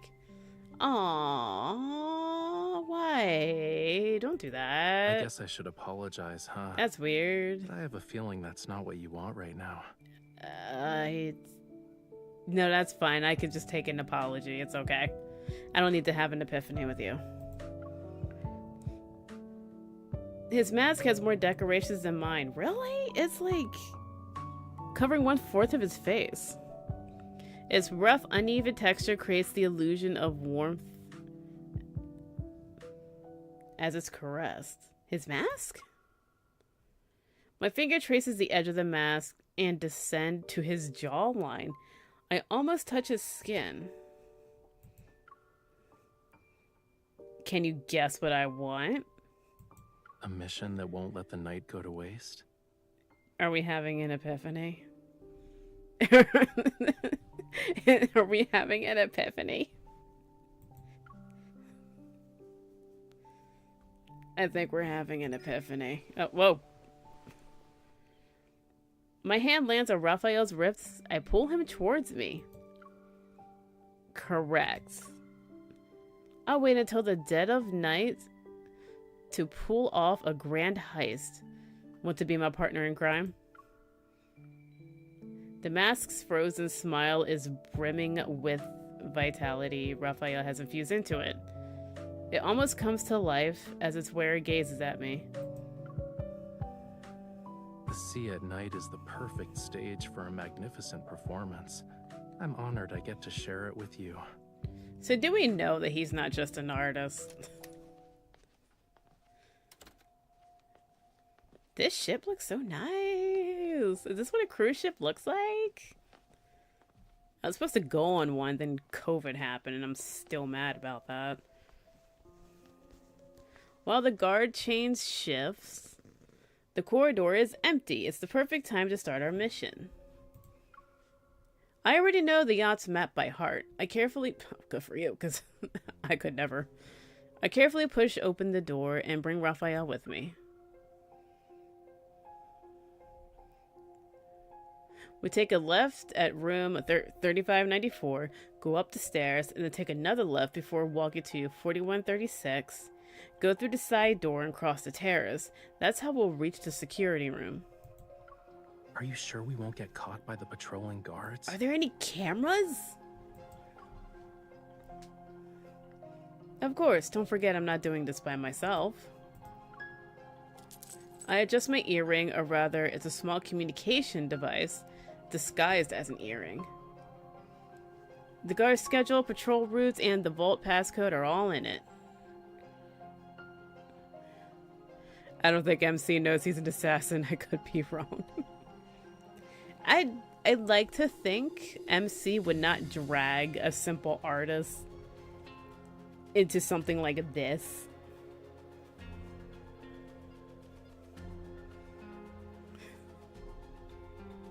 Look, Seaboy, you need to know something basic about mortals. Water washes away lube. It's seawater at that, so it's salt water. Your association is truly a gathering of hidden talents. He sounds dark, I like it. Hurry up, the passcode changes every 10 minutes. I would quit being security here. Passcode changing every 10 minutes? No.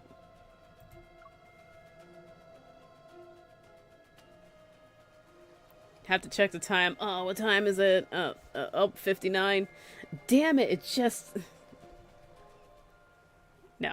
We arrive at the terrace on the 4th floor smoothly. It's not long until the vault's location appears within my line of sight. There are guards on patrol. We have to distract them. Okay, so you get a rock. Throw it. Or that, whatever. That's easy. We just need an encore. A small flame flickers from his fingertip. I nod. You're so good at this. How many people have you scared with that trick?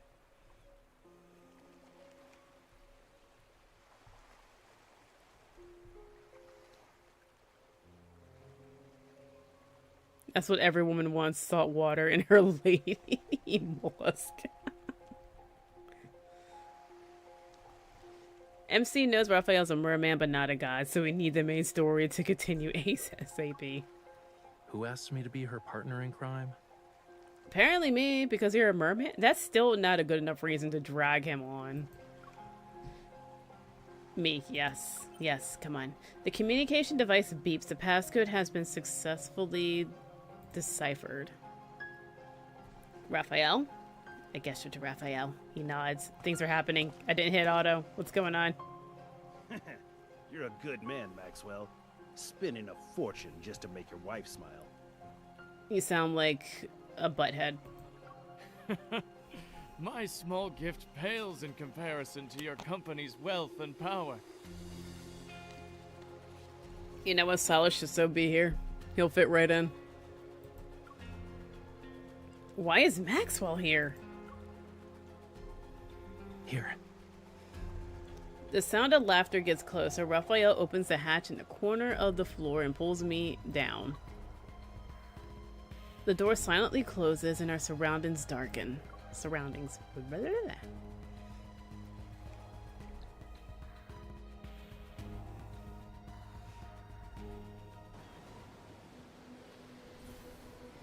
Gasp!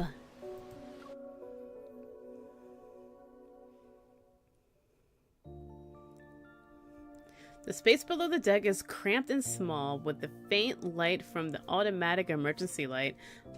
I can barely make out the piles of items. Concerned that any noise would alert Maxwell and the others, Rafayel and I have to stay close together and not move. What's wrong? Shh. Your hand is poking me. Poking you where? He hesitates before moving his hand aside and rests it on the clutter behind me, as if he's trying to wrap his arms around my waist. Better. Against the hazy light, his figure is hard to discern, but the depths of his gaze are front and center, profound as the ocean itself. I force myself to look away and focus on the commotion above us. Sass would call too much attention to himself. He would. Originally wanted to attend, but he couldn't leave. He asked us to send you and your wife his regards. Are you talking about Silas? You're too kind. Can these people like talk about their everyday lives somewhere else? No, you talk about your passcode about to change. You talk about your everyday life in the middle of a hallway all the time. That's how it is. In the middle of the hallway where people walk, you just stand in the middle and you disrupt the traffic. That's usually how that is.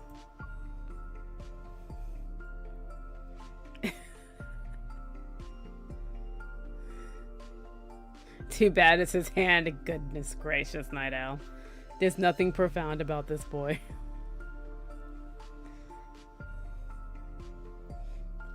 We still have at least 7 or 8 minutes. Let's wait. But aren't you uncomfortable? We can have an epiphany.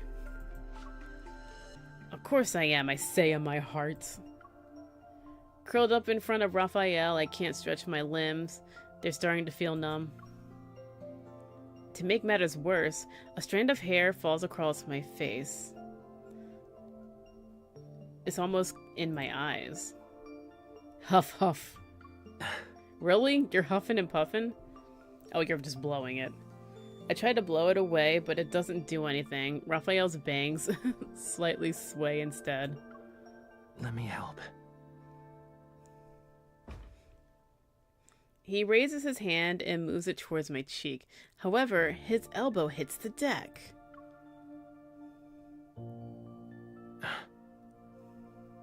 Luckily, the people on the deck are still chatting and laughing. They didn't hear us. I'm fine. I can deal with it. I try to suppress a strange feeling of the hair on my face, but the more I try to ignore it, the more I focus on it. After a few moments, tears well up in my eyes. My vision starts to blur. Don't move. Why? Is it really irritating your eyes? He lowers his head. Suddenly, I can see him in much greater detail. He's so close that his eyelashes almost brush against my cheek. Accompanied by the faint warmth of his breath, his nose touches the area between my eyebrows. Okay. Following the curve of my brow ridge, he slowly moves that annoying strand to the side. Okay, don't breathe on me. Is it better? I force myself to nod calmly, trying to ignore the heat rising in my cheeks, not just your cheeks. I refocus on the conversation above us. And somehow, in the span of a few minutes, their conversation has changed completely. Ooh, music change. Please think this over, Maxwell. As long as you're willing to give up Jewel Reef, feel free to name your price. This would be a great opportunity Who the hell are for me to you? collaborate with Ever again, don't you think? I'm sure your wife would agree. Where'd you come from? Who is she? ever. A bit of doubt flashes through my mind when I hear that name. Judging by their conversation, this isn't the first time Maxwell has been involved with Ever. Is his protocore smuggling business related to them? I already told you, I'm never selling the island. Stop asking. Maxwell, we've been very sincere. They're gonna kill him. He's gonna die, like, right now. Being at each other's throats won't benefit anyone, right? Are you threatening me? Yeah, see, that's a threat. I didn't do that. Oh, no. We wouldn't even consider it. They seem like they're more action people. I think they're gonna kill you. But your anniversary is coming up. It'd be a shame if something went awry to ruin the event. That's a threat, dude. I hate it when people are like, that's not what I'm doing, and then they do that thing that they said that they weren't doing. Maxwell sounds even more displeased. The three argue for a bit before parting ways on bad terms. I sigh when the sound of footsteps fades away. I reach out to open the hatch door.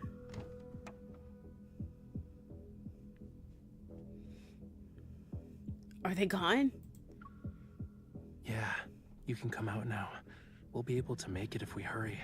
Go, go, go. Go, go, go. Rafayel leaps onto the deck first. Then he turns back and pulls me up. Sneaking around on a yacht is more annoying than fighting a wanderer. Really? Your reflexes and skills are remarkable. You might want to consider working as a spy. No thanks. That means always being in a life or death situation. You are when you're fighting wanderers, but okay. I just want to focus on staying alive. After closing the door, I'm about to stand up when I notice a figure in the distance. It's Maxwell again?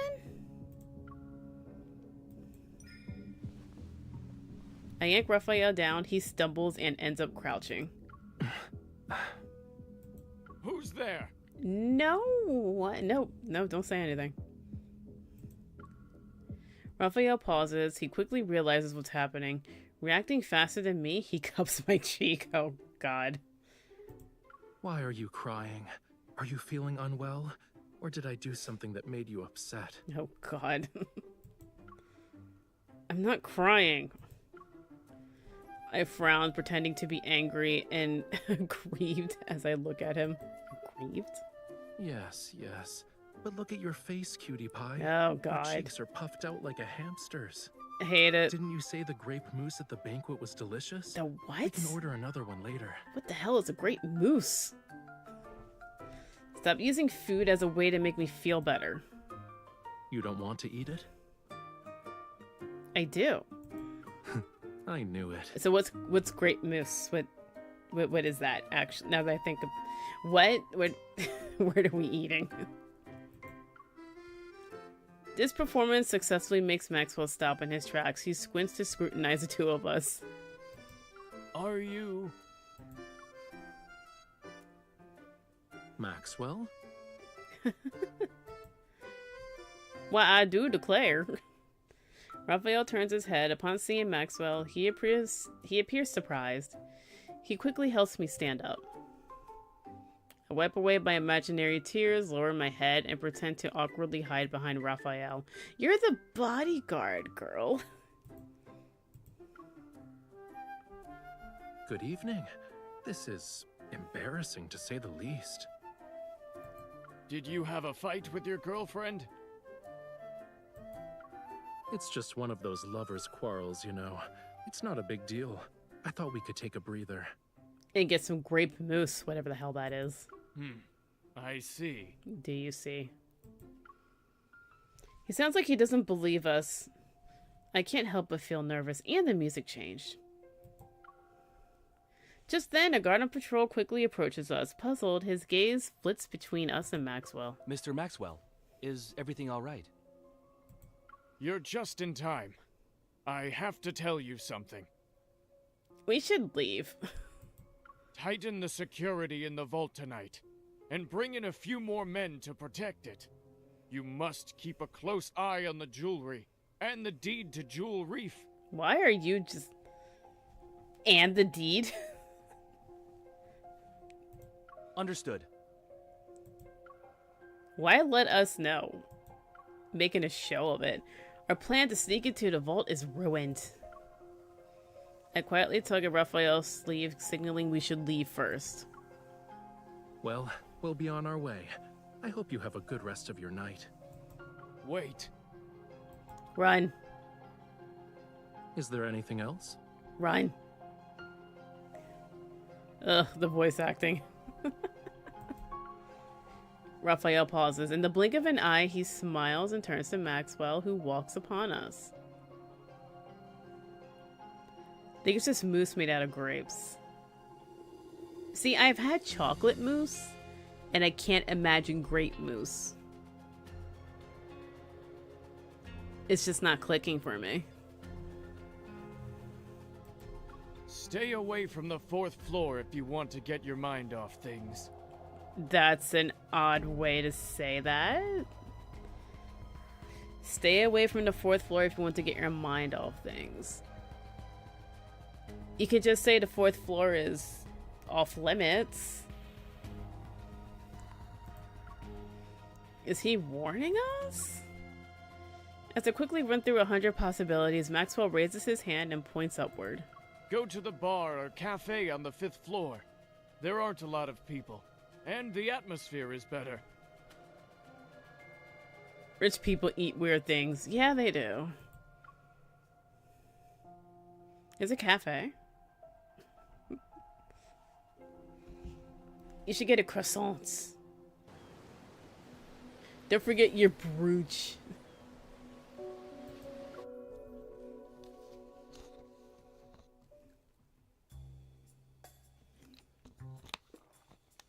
We would have already gotten the jewelry if it weren't for those 2 island buyers. Missing the opportunity that appeared before us, we return to our room. And even though I'm upset, I have a new suspicion. There must be something ever once on that island. Otherwise, it wouldn't be so focused on it. Who knows? Maybe they have too much money to spend. Raphael removes his mask and sets it aside. He rubs his wrist. Before I injured my shoulder, now it's my wrist. It seems like my hands have to get tortured somehow whenever we're together. What are you talking about? The only thing I heard is that we have to go to the 4th floor. Exactly. You should avoid the 4th floor. But go to the 5th floor. There's a cafe there. Okay, so I'm going to the 4th floor. Because what are you talking about? It was an emergency. Are you hurt? Let me see. Of course I am. Oh, Look. my brat. Brat. I hold up his wrist. Several minutes pass before I find a faint mark from a fingernail. Oh, it's a serious injury, alright. You should put some ice on it.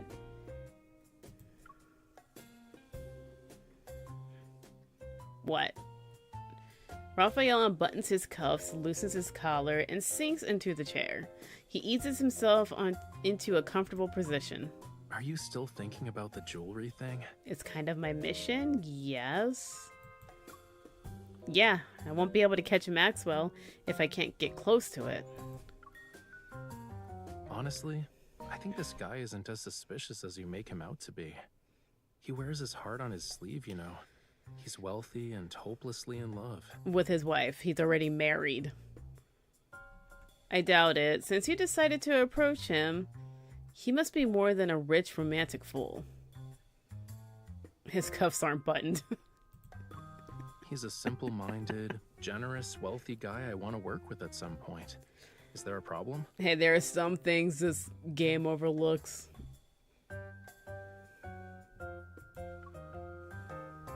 That excuse might fool others, but not me. I think Maxwell is far from innocent. Since this involves the association's secrets, I can't say much. I'm forced to beat around the bush. Hehe. The protocool smuggling he's doing isn't a simple business venture. It's smuggling.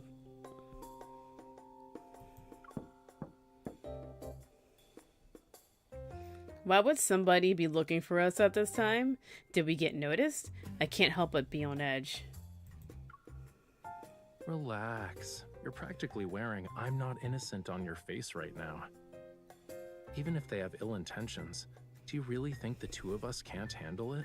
You're an artist, pretty boy. I don't think you can handle it. Or I should be thinking you can't handle it. Rafayel opens the door, but before I can see who it is, he turns around holding a tray. Great moose? Can I see what that looked like? Aren't you hungry after working for a whole night? When did you order that?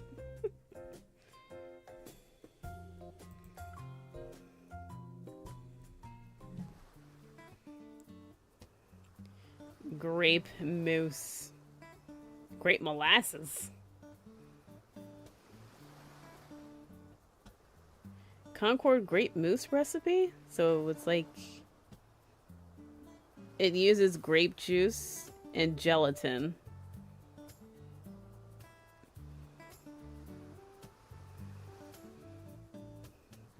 All of a sudden, it doesn't seem that expensive. Let's see here. 2 cups of grape juice. And then there's unflavored gelatin, sugar, lemon juice, whipping cream, and eggs. Yeah, that's not that fancy. I thought they were using fresh grapes. Probably could. The lighting on the small terrace outside the room is gentle. With a refreshing sea breeze, we have a nice dining spot. However, I would want tiramisu. It's okay if you don't want to eat moose, but don't be a meanie to it. Tiramisu is what I would want. Give me tiramisu and some coffee. I'm set. Did he just say meanie? I realize the dessert is a mess because I poked it so many times. I'll eat it.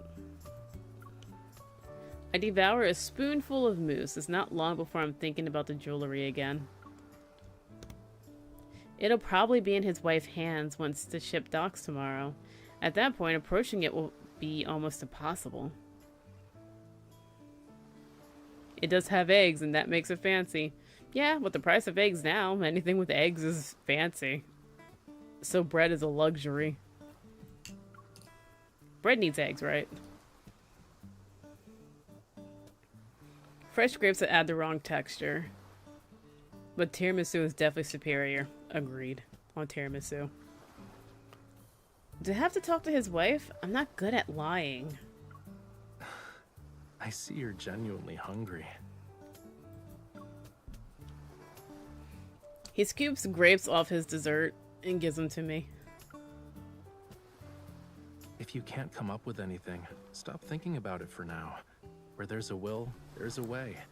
Maybe we'll get our chance once we reach the island. Shouldn't those two Ever people be a bigger problem than Maxwell? Their obsession with buying the island is a little weird. But you can't blame them.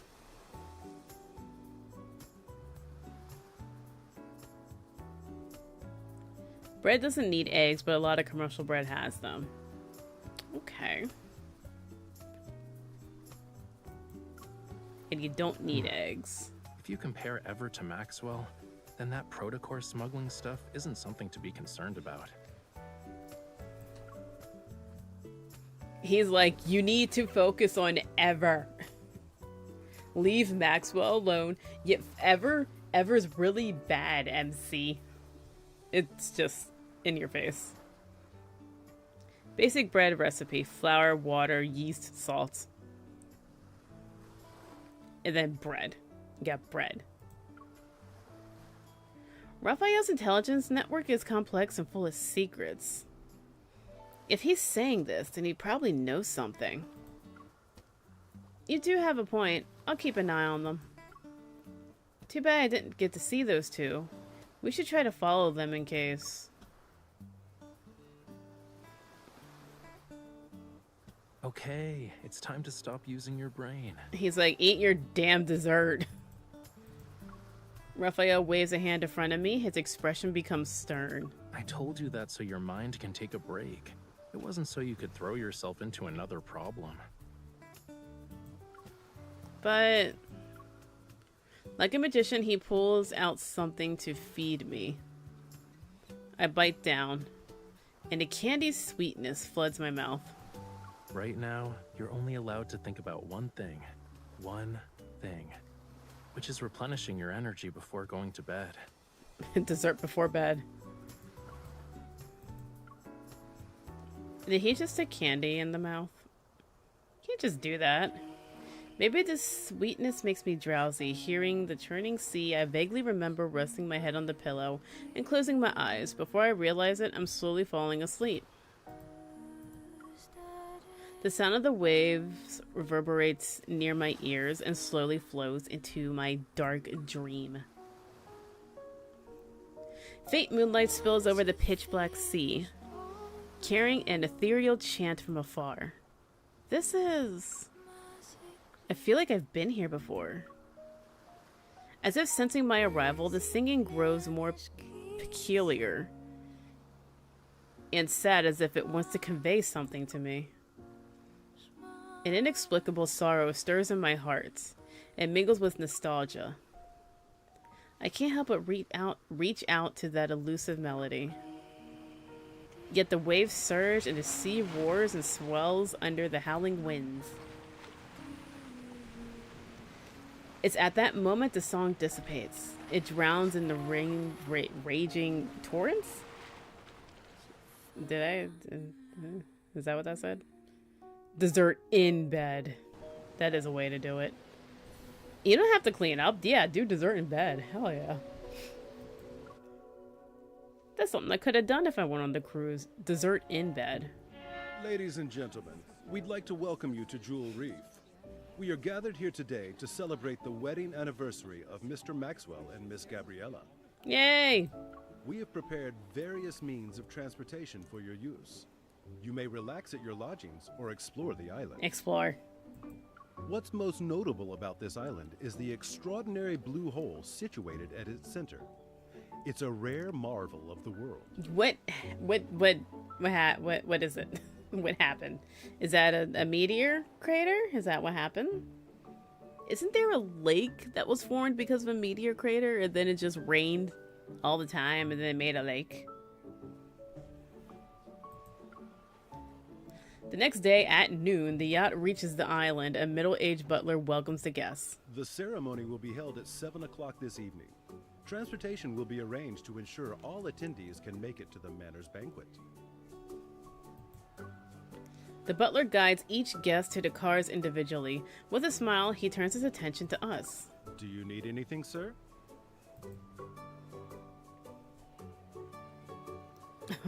Pouting. We're good, thank you. He's feeling a little landsick. Rafayel leans against my arm. He raises an eyebrow and reveals a slightly disgruntled expression. I have a headache because someone had me appreciating the sea breeze with her late into the night. It's normal for sea creatures to have allergies on land. I understand.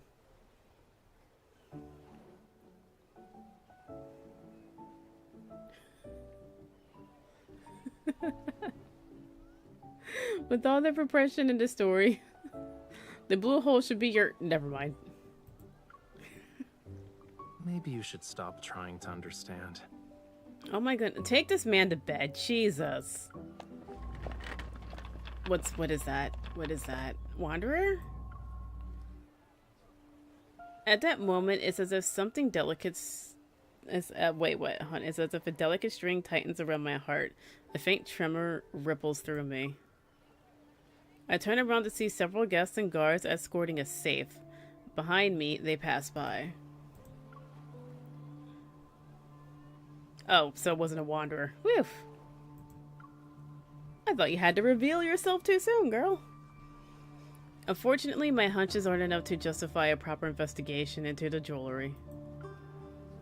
Still, I need to figure out how to get accurate data on the jewelry with my watch. Once I have that, the association can officially start an investigation on Maxwell. Confronting these guards head-on isn't impossible, but cleaning up the mess that would come after would be troublesome. Chill out. Once we're at the banquet, she'll wear the jewelry. You'll have plenty of opportunities to get close to it then. I can only hope.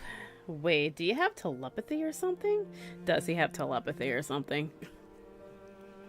Or is she just super easy to read? Is it really that hard to guess? A car appears and stops right in front of us. Rafayel opens the door, he grabs my shoulder and turns me around. He's like, get in the car. Save the challenges for tonight. We're on an island vacation. Are you really going to spend the whole time frowning? Let me be. Sir. Do you know where we can find the best view on this island? Can you take us there? Before I can refuse, Rafayel gently pushes me into the car. Didn't you have a headache? Now you're fine? He's been fine. That, like... He's not sick fine. He immediately rests his head on my shoulder. Nope. The head still hurts. Oh no.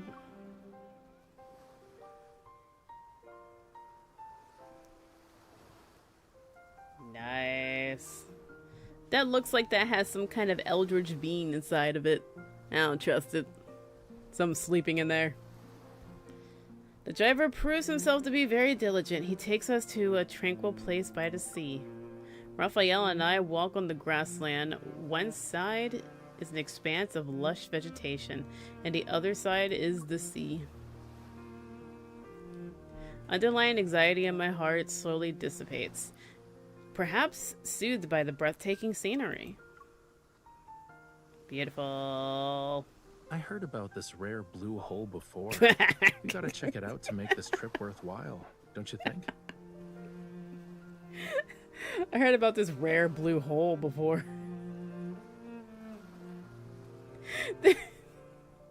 The way that was said.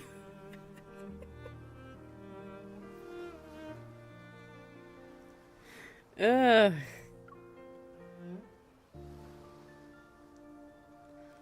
You say you needed my help. However, you didn't do anything on the yacht. That means your real goal is related to the island. Is it the rare blue hole? What's in the hole, Rafayel? Sweetheart, let's go explore the blue hole. Yes. Not bad. You want to keep going and guess what I'm aiming for? The blue hole. You're going for that blue hole. I start to think, oh my god, do you need to think? If there's one thing that Rafayel is particularly interested in, then... This place is related to Lemuria? Lemuria.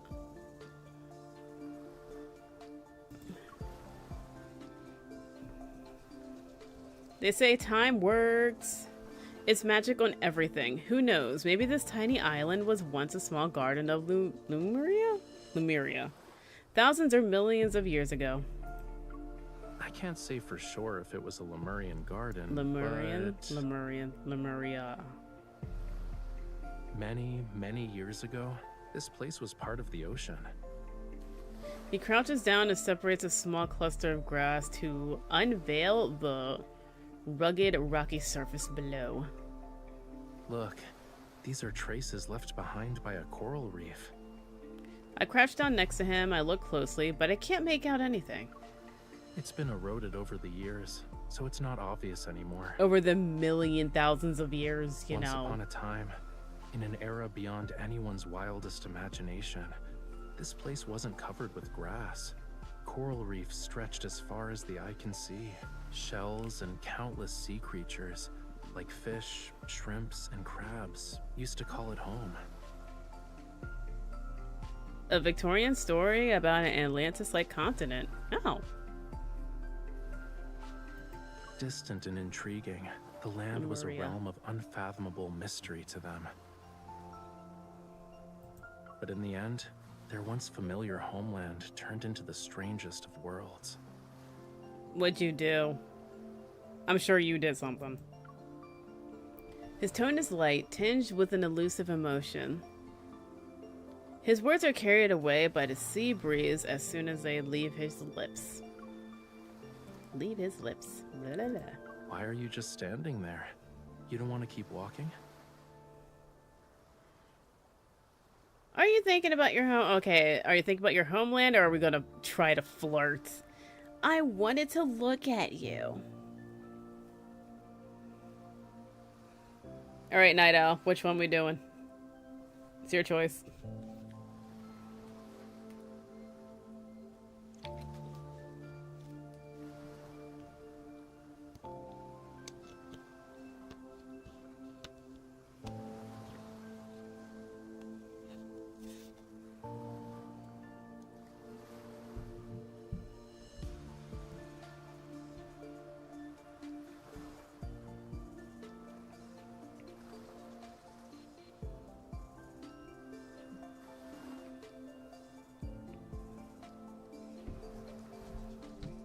Let me look up Lemuria.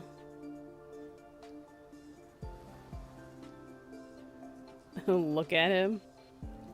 Lemuria. I wanted to look at you. Theorized to have sunk beneath the Indian Ocean, later appointed by, no, appropriated by occultists and supposed accounts of human origins. What the heck? It's nothing. I wanted to look at you for a bit.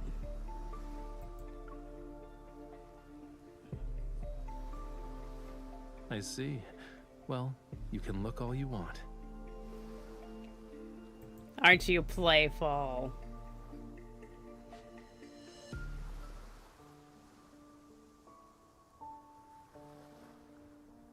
Wikipedia, the best source. We walk along the coast as afternoon sunlight dims. The sea breeze becomes slightly cooler. Sweetheart, let's indulge in some erotic staring.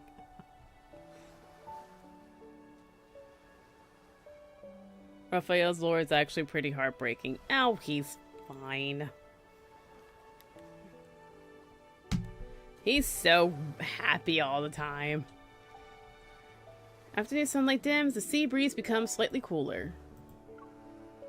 With every step we take, the terrain gradually ascends. Out of the corner of my eye, the dock we arrived at earlier has turned into a distant white speck. Where's the car? Is the driver just waiting? Is he following you? Where's the car? Looking down, I notice the rocky tidal flat where a small boat is beached on the shore. Is that supposed to be a decoration? Judging by its structure, it looks like an antique from a few centuries back. But it's in good condition. Someone's probably using it. The main sail and jib are intact, and the Jib. hull looks fine. Once it hits the water, it'll be gliding through the waves. At the very least, it's more reliable than the boat we took to Hat Island. Raphael clears his throat and looks away. He pretends to be nonchalant about it. Smiling, I meet his gaze. Speaking of which, I don't think we have quite the strong connection with boats and islands and all that. No, wait, don't you think we have quite the strong connection with boats and islands and all that? The last time we were on an island, we basically got shipwrecked and ran into some wanderers and a cat. It was a kitty, a little baby. Who knows what sort of surprises are waiting for us? I guess there's a lack of faith, huh? Cat.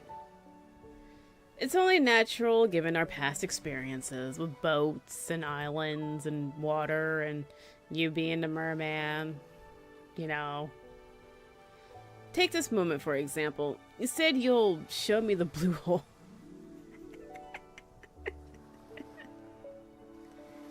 But we've only seen... Girl, what do you think this is?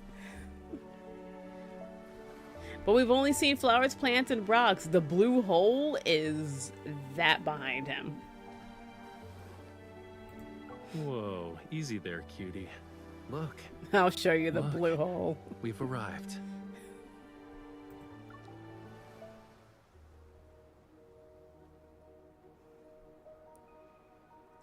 The picture didn't change.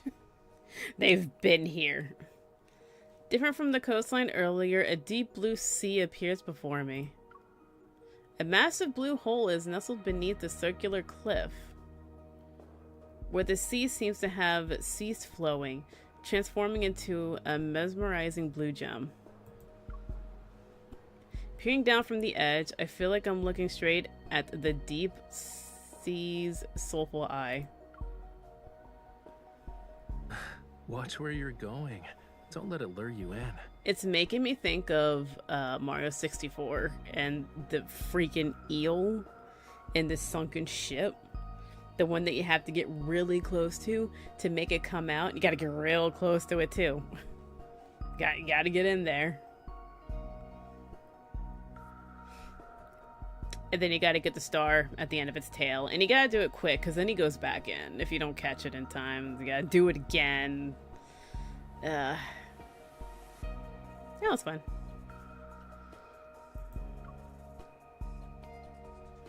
Rafayel grabs my arm and pulls me back. Well, Maxwell picked a decent venue. This is actually the best spot to view the blue hole. Can we call it something else?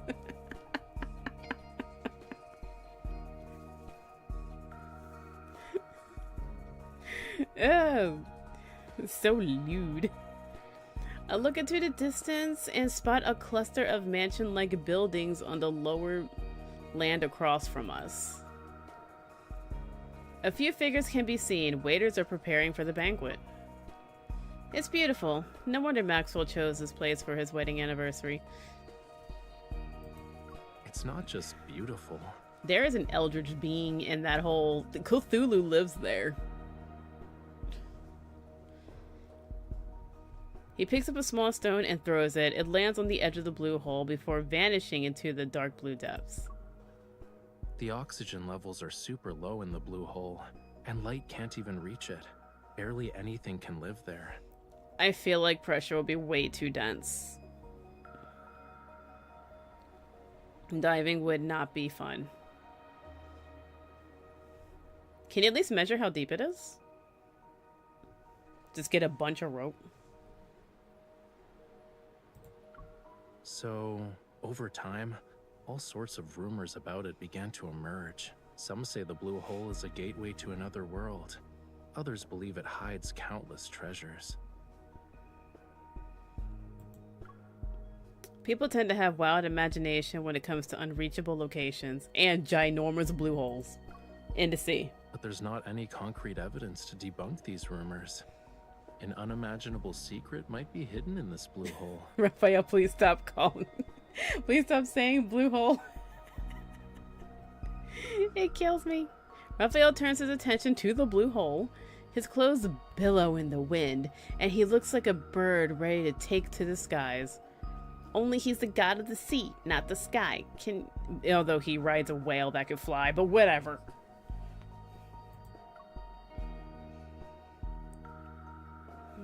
Man got his hands in everything.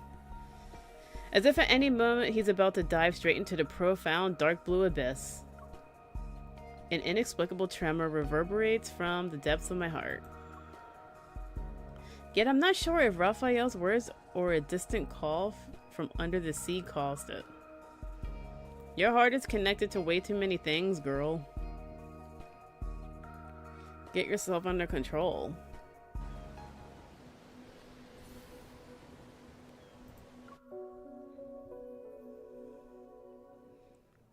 Ooh. Oh, look at the roses. Look at that. That's nice. You know this upkeep is expensive now that you have to pay people. It's 7 p.m. The ceremony for the wedding anniversary takes place as scheduled in front of the manor near the blue hole.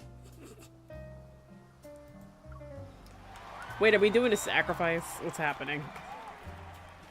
Amidst the guests' applause and cheers, Maxwell presents the jewelry to his beloved wife, Gabriella. Wearing a mask, I hide with Rafayel in the crowd, listening to Maxwell passionately recounting how he first met his wife. The gemstones used in the jewelry are from the place where they fell in love with each other. Talk about being hopelessly lovey-dovey. Oh, I don't want to hear from you, bud. There were many rumors about why Maxwell bought it. Turns out, He had a romantic reason. But it's also disappointing in a way. However, this is only part of my gift. Are you giving her the blue hole? Gabriella, what I truly want to give you is this island. The upkeep is insane, and I know that insurance is through the fucking roof. Maybe they don't have insurance. As soon as Maxwell finishes speaking, fireworks explode in the night sky and cast a colorful glow upon our surroundings. Under this radiance is the blue hole, as it emits a faint light. The blue hole emits a faint light. Can we leave? The water surface shimmers like a precious gemstone. They say this blue hole is a God, rare not you wonder too. of the world. Not only is it this island's heart, but it's also the seas. He rides a what? It's like a flying whale. I saw it once in his myth. Just summoned a whale, hopped on it, and they just flew away from the palace.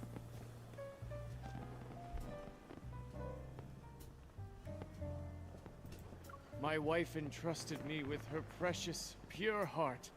And so, I was given the gift of experiencing the best love in the world.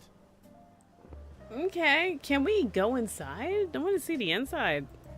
That's why I'd like to offer her the world's most precious, purest heart. I don't like where this is going. You have wizard towers. This island's official name is Gabriella's Atoll. What does atoll mean?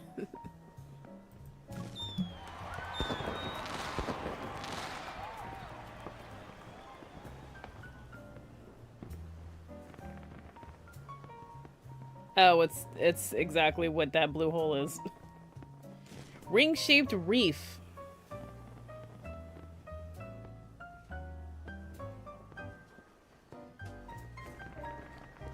Oh, so we can start calling it blue hole.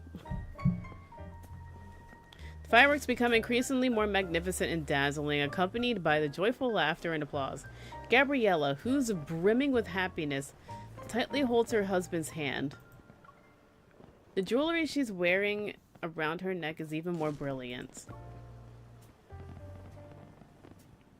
Don't ogle so much. Even a mask can't hide how you're eyeing the jewelry. Have you seen it, though? I'm trying to come up with a conversation starter for when I approach her later. This is easy. Just say, Gabriella, your love story was so moving. I would be honored to hear more about it. He named a hole after his wife. Yes, he named the blue hole after his wife. Gabriella's Atoll. The blue hole. I don't think that's enough to earn her trust. Remember, to Maxwell and his wife, you're the girlfriend of Yosef's illegitimate kid. With such a complex background, it's pretty clear that our love story is filled with obstacles. So, it's only natural for you to admire the romance between Maxwell and Gabriella. She might even pity you. Oh, she'll so take pity on you for dealing with him. Did you work as an actor before? How are you able to easily slip into any role? Oh, it's a part of being an assassin.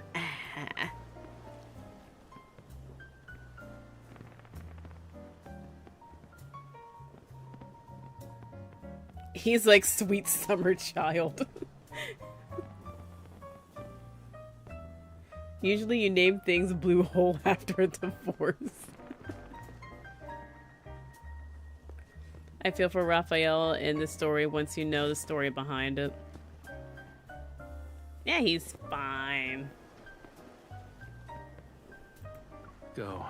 If you don't move now, someone else will snatch this opportunity. I take a deep breath, clutch the hem of my dress, and walk to the center of the crowd where Gabriella is.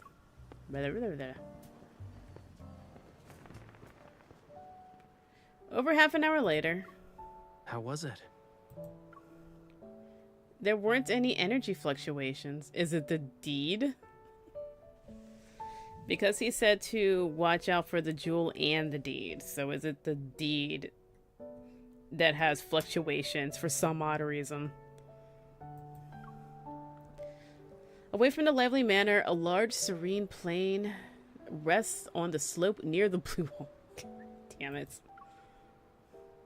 Disappointed, I sit down on the grass. My gaze is fixed on the almost still seawater within the blue hole. My sigh soars into the air, releasing me from the weight of my emotions. Yep, go talk to the lady about her blue hole. Gabrielle, it's so great that your husband gave you a blue hole. And it's now your blue hole. How do you love having a blue hole?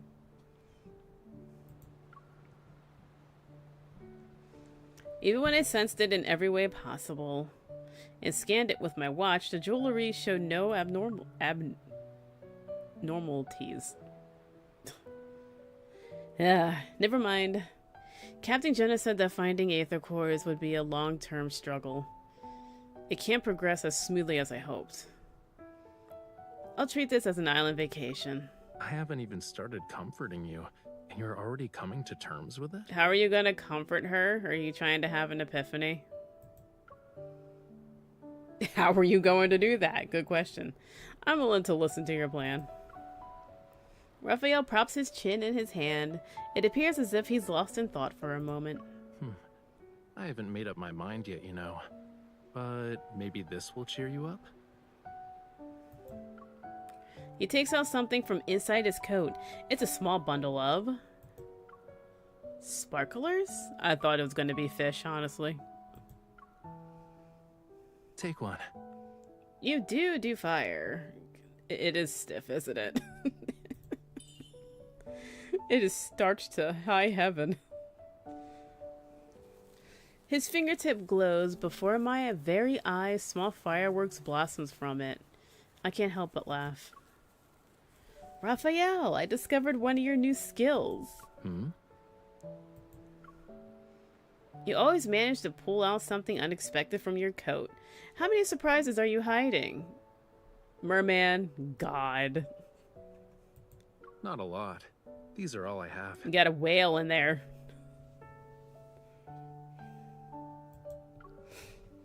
He ignites the remaining sparklers and passes them to me. In my hand, they magically transform into a dazzling bouquet. Should he be holding sparklers? Are they safe to hold? Seemingly attuned to the mood, the sea breeze subsides and allows the sparklers to glow until they flicker out. Then it rises with the tide.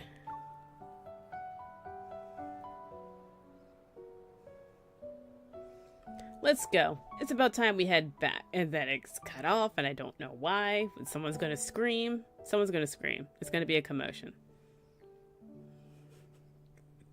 I'm gonna walk around all day tomorrow saying blue hole.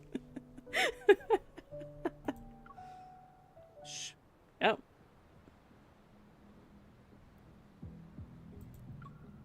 A serious look appears on his face, and he turns away. Taking my hand, he swiftly guides me to a nearby rock. We have company. Oh, it's the Ever people. They're going to the blue hole. Seeing his wary expression, I hold my breath and write my question on a rock with my finger. Maxwell? After a minute or two passes, I hear voices that are moving towards us. We're ready. It won't be long before things get chaotic. Yep, Ever. When the time comes, head to Maxwell's private collection room. It's in the southeast corner. Find it while I stay in the manor too. These voices. They're the people from Ever. Are they scheming something because Maxwell refuses to give up the island? On the rock, I write the question, Ever? Raphael nods.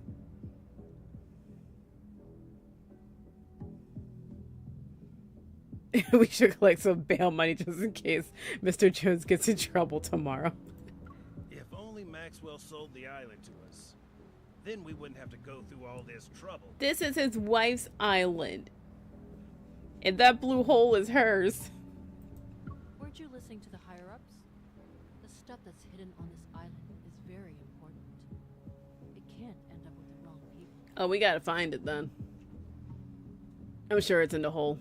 The blue one. What is this stuff exactly? Oh. Do you want to share your big secret with me? Raphael, are you just serious? Oh, God. Okay, sure. Who's there? Exactly.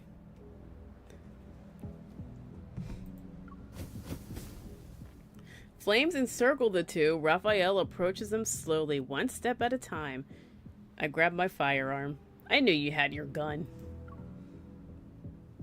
Are you going to explain yourselves, or would you rather have a thoughtful discussion at the Hunters Association? They clench their teeth and refuse to speak, and just when I'm about to make another inquiry, I sense a powerful surge of metaflux. Raphael, a wanderer is about to appear. Shrug.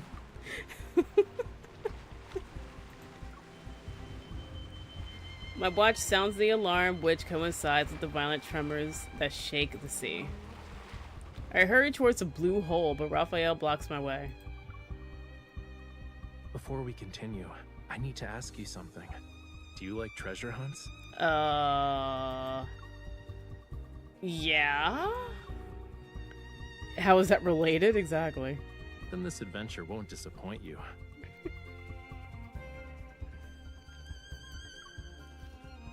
Recalling the rumors he mentioned in the afternoon about the treasure in the blue hole, unease washes over me.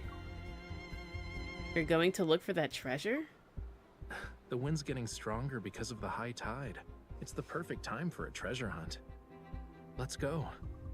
But a wanderer? He holds me in his arm and rushes to the shore. The waves intensify and slowly engulf everything I can see. Meanwhile, a terrifying behemoth reveals itself in the center of the blue hole.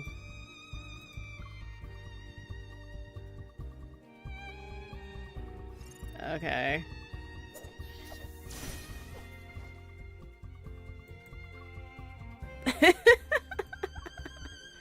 You cannot edit. Why is it just 15?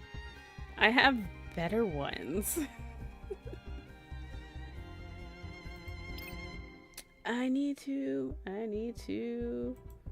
Is it that? Okay, got it.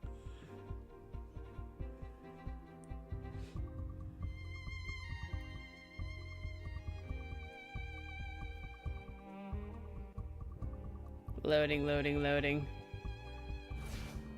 Well, this isn't the blue hole. This will be the last song it ever hears.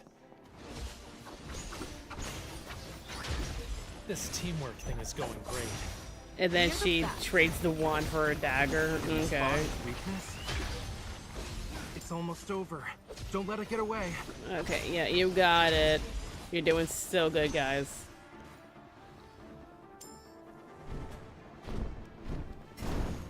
Is that the giant behemoth? Foul wings? That doesn't look like it came from a blue hole. Going great. We're the best. Go back to the pit you came from. Bring it on. Rafayel. Yeah, I hear you. Good job. Are you still holding on? Should use his... You were too close to it. I'm okay. What is it called? This teamwork thing is going great. Here's our The chance. Abysmal Walker. Use that one. He got that cool move. He binds them all together and pulls them to the center. I love it. Oh man, you recovered so fast. Ouch, my hands. Trust me on this. Of course. I need you. If that's your wish. Ow, my hand. You're fine. This teamwork thing is going great. We're the best. Oh, look out, by the way. Follow me. And let's What? stop. It just... Okay, sure, whatever. How bad is it? I'm coming. I don't think it's giving up. You were too careful. Don't rush in. I Girl, you're about to die. Don't push yourself too hard. This teamwork thing is going great. Here's our chance. Oh, God. Go back to the pit you came from. I need you. Barely made it. Let's head back and rest. Yeah, the auto thing. Can't dodge for shit.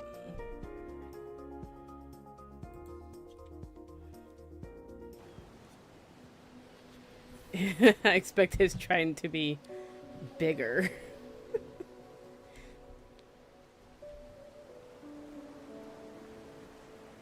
Well, he was using a dagger.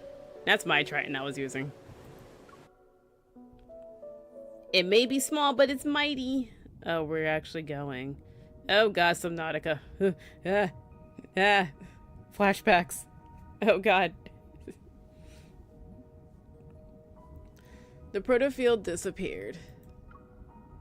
In the depths of the dark blue sea, light sporadically flashes, struggling to keep my eyes open. I can't find my way. I think we fell straight into the blue hole. I'll swim towards the light and see where it leads. Don't swim. Stop. Now turn your head. I don't think I can breathe. Pressure. I do as he says, however, trying to turn while underwater is surprisingly difficult. A familiar warmth suddenly cradles the back of my head. Strands of hair gracefully drift into my view. And they're followed by a gentle kiss. How dare you? Try it. Try what? My steady breathing is accompanied by the faint fragrance of fresh sea salt. It permeates my entire being. I'm taken aback. I still treasure hunt with him, not gonna lie. You wanted to get into the blue hole, and now you're traumatized? Went on a hot date, got into a fight with another woman's blue hole. I'm traumatized because of Subnautica. There's things in the ocean that I don't understand. You explore a little bit too far. You just push the limits a little bit too far. There's a huge thing that bites you. I can breathe. I'm not even choking on water. Do you also want to see if your tears can turn into pearls? No. Rafayel carefully runs his fingers along the area around my eyes. He instantly conjures up a thumb-sized what? Flamula? Like a magician pulling a rabbit out of a hat. The tide is rising. Come on, let's find my treasure. The little fish affectionately rubs its belly against Raphael's fingertips. With a flick of its tail, it swims towards the depths of the blue hole. We're diving into the blue hole. As long as nothing comes out to eat me, I'm okay. Is there really a hidden Lumerian treasure at the bottom? His carbon is so starched it doesn't move an inch in the water. Only the undercurrent beneath the high tide and the tiniest fish know its location. I playfully poke at the fish swimming next to me. Unafraid, it swims closer and nuzzles my cheek. Why is it sillier than the one outside? It doesn't even have a sense of caution. It's not the fish's fault. It only dares to come close because you have a familiar scent. You know the fish. Are you talking about when you kissed me? Obviously, it's not just because of that. Obviously. As we head deeper into the blue hole.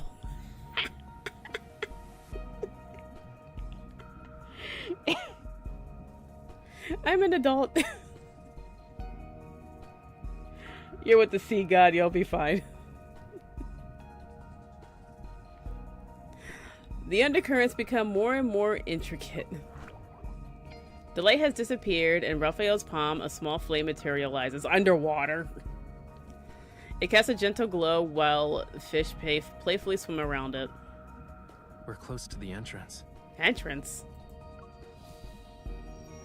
A force surges through the water. My heartbeat quickens as soon as I find myself, and I soon find myself tightly gripping Raphael's hand. Are you scared? Little bit. Tiny bit. Yes, yes, I nod. Ignore that. I nod. I try to peer into the depths of the darkness. With the help of Raphael's firelight, it ain't gonna do anything. However, I can't find the source of that mysterious force. Good news, our target is probably in the same place. And the bad news? My diving knowledge is limited. The deeper we go, the stronger the undercurrent gets. How deep do we need to be in After we the follow hole? the surging tide and pass through a crevice, we'll reach a hidden fjord. Wasn't this word said earlier, fjord? Isn't this a name somebody gave?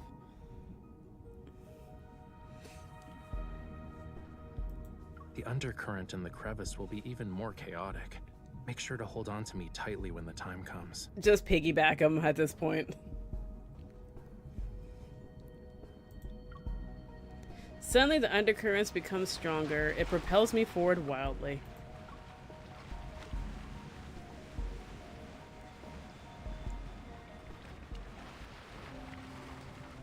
I don't trust us. When we come to a stop, we find ourselves in a deeper part of the sea. In serene darkness, a gentle light emanates below. It grows brighter, only to dim. It's reminiscent of an aging heart's unhurried rhythm. This is the island's cornerstone. It once bore the weight of Lemuria's Hidden past fjord and is a new future. term. Where exactly is it located? I don't even know what a fjord is.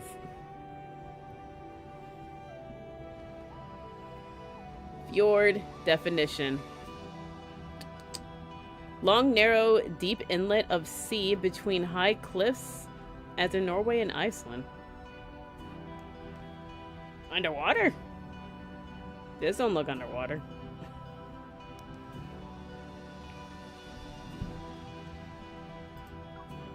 We slowly descend to the source of light. Eventually, a soft yet firm ground touches my feet.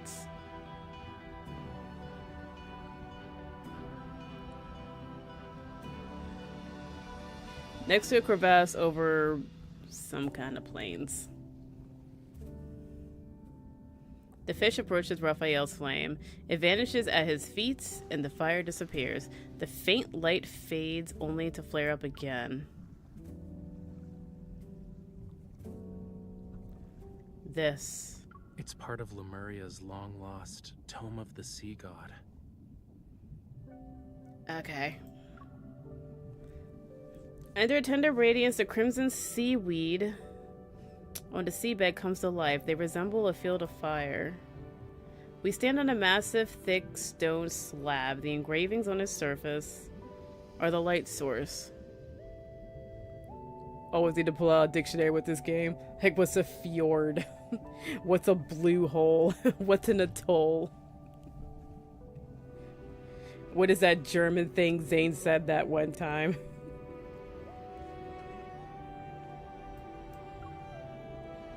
Those glowing marks look like symbols. Legend has it that the Tome of the Sea God contains prophecies about Lemuria's future. Isn't that what his This rerun art is speaks about? of oblivion, not the future. Are you referring to how the world forgot about Lemuria's history? It's not just that. There's also power. Those who borrowed power from the sea betrayed it in the end. They mistook the sea's tolerance for submission and forgot about its cruelty. Hey, as far as I'm concerned, the sea is winning because people will drown in it, so don't worry about it. But I remember, and I will reclaim this forgotten power. Okay. Looks like that's where I come in, huh? What do you need me to do? Resonate. Raphael takes my hand as he materializes a dagger. Huh? Only those who have a bond with the sea god can awaken the tome.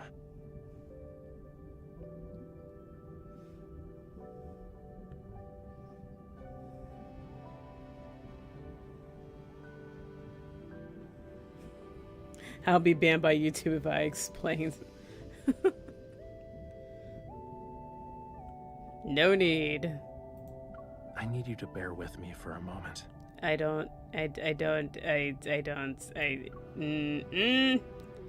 The dagger grazes my fingertip. A drop of my blood is quickly sealed in a tiny bubble that flows into the vibrant red seaweed. The distant roar of a tsunami echoes in my mind, accompanied by immense glowing symbols swirling and materializing. They pierce my body and ascend. Fragmented images that are bathed in golden glow. In a childlike voice that breaks through the haze. They flood my mind. You awakened me. What's happening? Hey, are you listening? Hey, is this a piece of you, Raphael?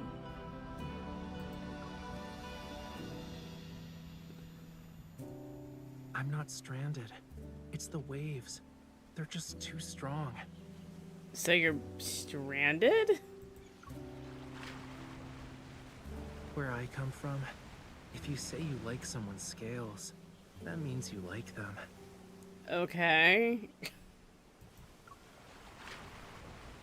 You humans are bold. We've only known each other for a day, and you're already thinking about our next meeting. Remember, we'll see each other again at Underwater this spot next epiphany. year. Oh, snap. But it's salt water. Should be fine. Ish. This bond means you'll definitely come back to me. I'll always wait for you. And then she doesn't show up. Then I, too...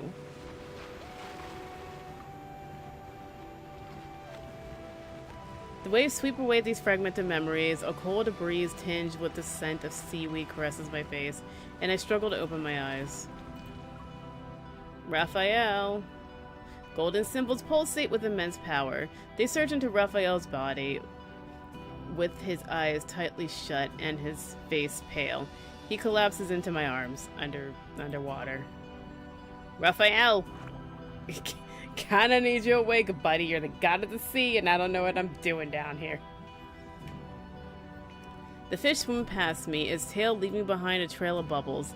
My gaze follows it to the crevice found on the, Fjord's cliff? As a shield of golden light blocks the turbulent seawater around us, I tightly hold on to Raphael and swim towards the crevice.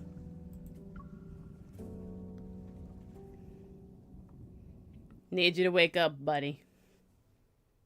I don't do well underwater.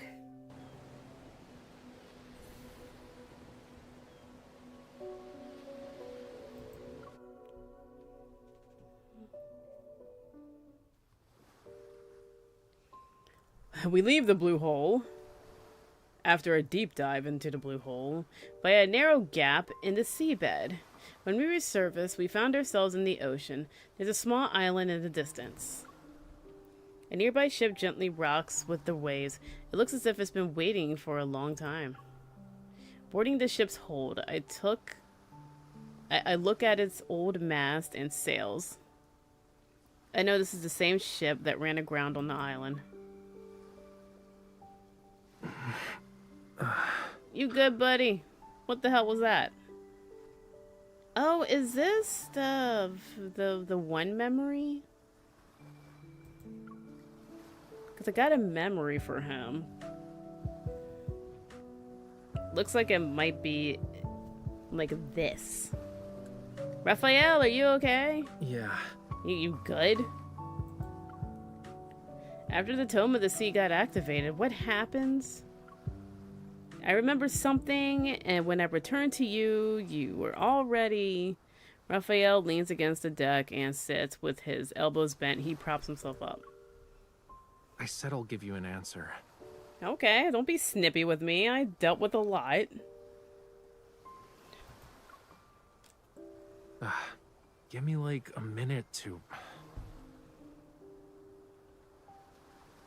Ah, the free 5-star memory. Okay.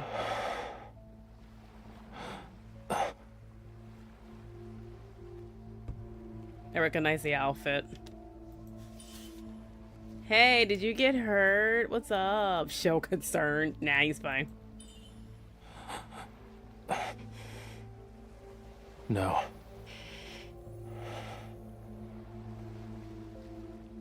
Check.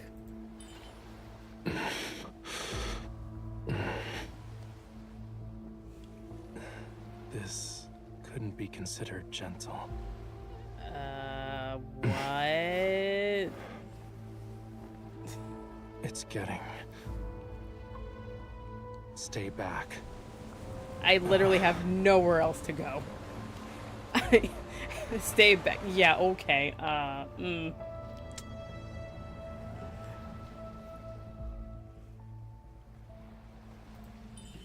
What's going on?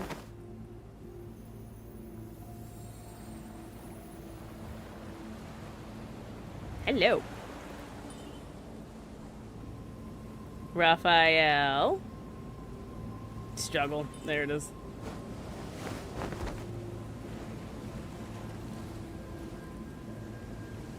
A follower? Or just a lowly sacrifice?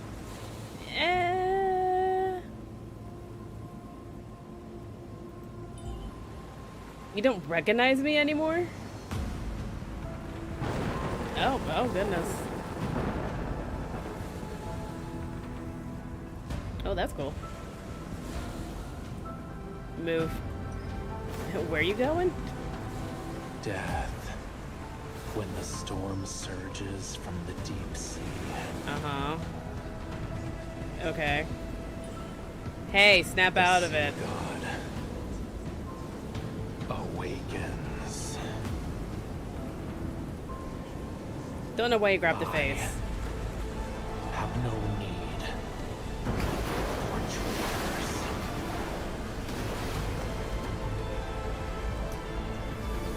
Buddy, I'm gonna drown here. Snap him out of it. Oh, am I supposed to hold it? With some kind of authority somewhere. Okay, you good. You're gruffing a lot over there like you're a dog.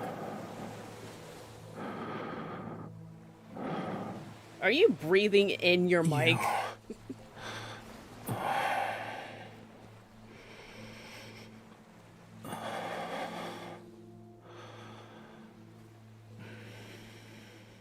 Did you swallow your mic, bud? What is happening?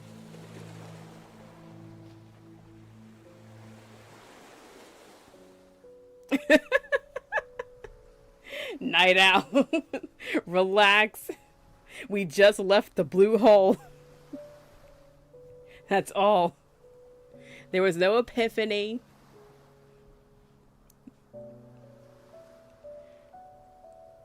Do you know who I am, Rafayel? Of course. You sure? Because it seemed like you forgot, like, a little bit. Although that was hot, I admit. Can we get more of that? That version, I went more that one. The one that wants revenge. It's like, yeah, sure, drown the world. Go for it, bud. Everything's too expensive. Have at it. Struggling, I sit up and lean back against the cabin wall. There's a cabin? I give Rafayel a once-over. There aren't any scales or weird things. This is the Rafayel I know. Don't worry, I'm fine. Look. He holds his hand out to me. The fragment in his palm emits a shiny light that tugs at my heartstrings. Okay. An Aether Core fragment. I think it was embedded in the tome. I was drawn to its power. It seems like we both received a gift from the tome of the sea god.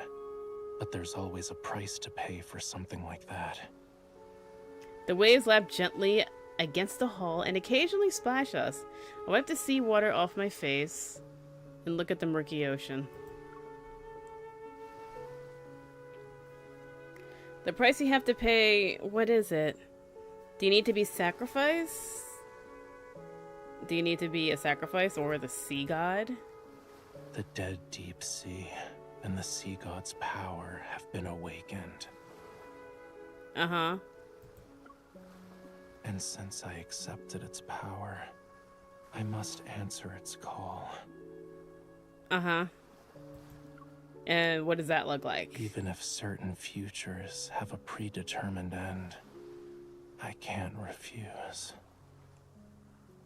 Okay. I don't understand the gravity of the situation. Anyway. The ocean pushes the old ship. Exhausted Rafayel rests in my arms and closes his eyes. I look down at him. My heavy heart is drenched. I bet. As if the wind and rain work tirelessly to drown it. Does that apply for your future as well? Wait, so he's not the sea god? He is. He's the god of the sea. You know, Night Owl. Night Owl. You're the encyclopedia. What's happening?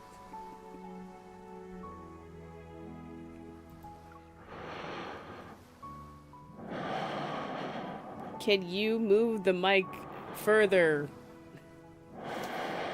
You're like right up on there, dude. Just, you don't need to be that close. The sails rustle and we're carried deeper into the darkness. The boundless ocean is extraordinarily quiet tonight. I really want to play Wind Waker right now.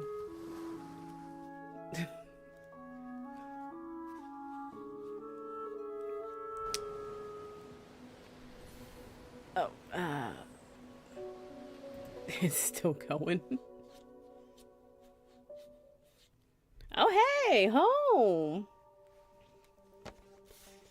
After returning from Jewel Reef, I submit the unknown protocol fragment to the association.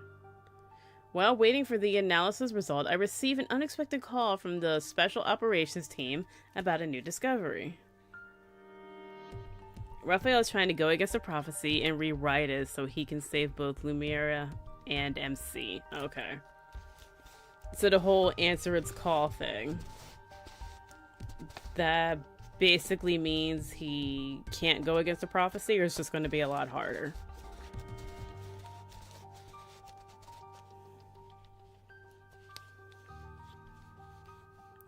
Still God to see. Just gotta do God things. I sent a package? Yes, you're the sender, and the mailing address says Jewel Reef. Inside it was a small device that was soaked in seawater. I did not send it. I did not have that much champagne. The photo I get reveals a drenched palm-sized metal disc. After analyzing the trace elements in the seawater it contained, we saw that they were a perfect match with the ones found in Jewel Reef's blue hole. Can we stop with the blue hole, please? And upon further examination, we noticed there was a radio frequency chip capable of attuning to metaflux fluctuations. Okay. It can forcefully induce energy fluctuations. I have a feeling the incidents from that day wasn't a coincidence. The technology behind this is highly intricate, and currently, only ever, the leading authority in protocore energy technology has managed to achieve it. Oh, well, that's good to know. Ever again. However, it still has some limitations. For example, it can't be remotely activated, so... The person who activated it must have been at the banquets. While I can acquire the guest list through the association's intelligence network, I still choose to visit White Sand Bay. He's the only one who can send the item that was salvaged from the sea. He even used my name when handing it over to the association. Rafayel, how you feeling, buddy? You feel like making sacrifices or something? For the entire morning, dark clouds covered the sky, heavy and gray. They almost touch the waves' crest as I look at them from a large window. The sound of a pencil against paper faintly resounds. The house's owner treats the news as nothing more than background music. Many guests have gone missing from the island. Their current whereabouts remain unknown. Huh? What the hell happened when we went into the blue hole? The venue of the banquet, Jewel Reef, has been sealed off. There will be a further investigation into the... The news report doesn't have any notable details. I walk over to Rafayel and lean down to look at his sketch. The intricate lines outline fish and clusters of coral. The shadow lurking in the cave's depths appear to be harboring secrets. That's just a sketch. I stare at the shadow, as if compelled by an unseen force. I murmur to myself. They're in the blue hole.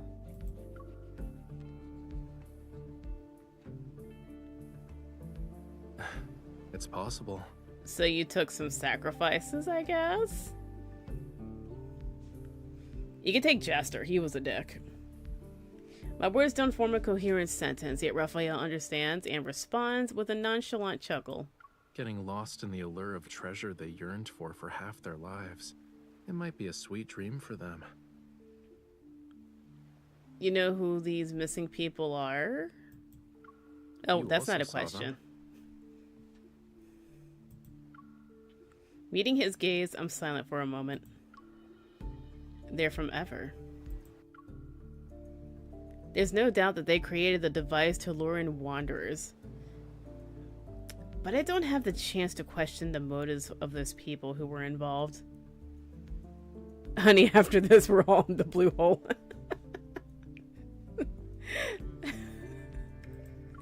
Fair. Compared to those who willingly entered the blue hole, aren't you here for something more important?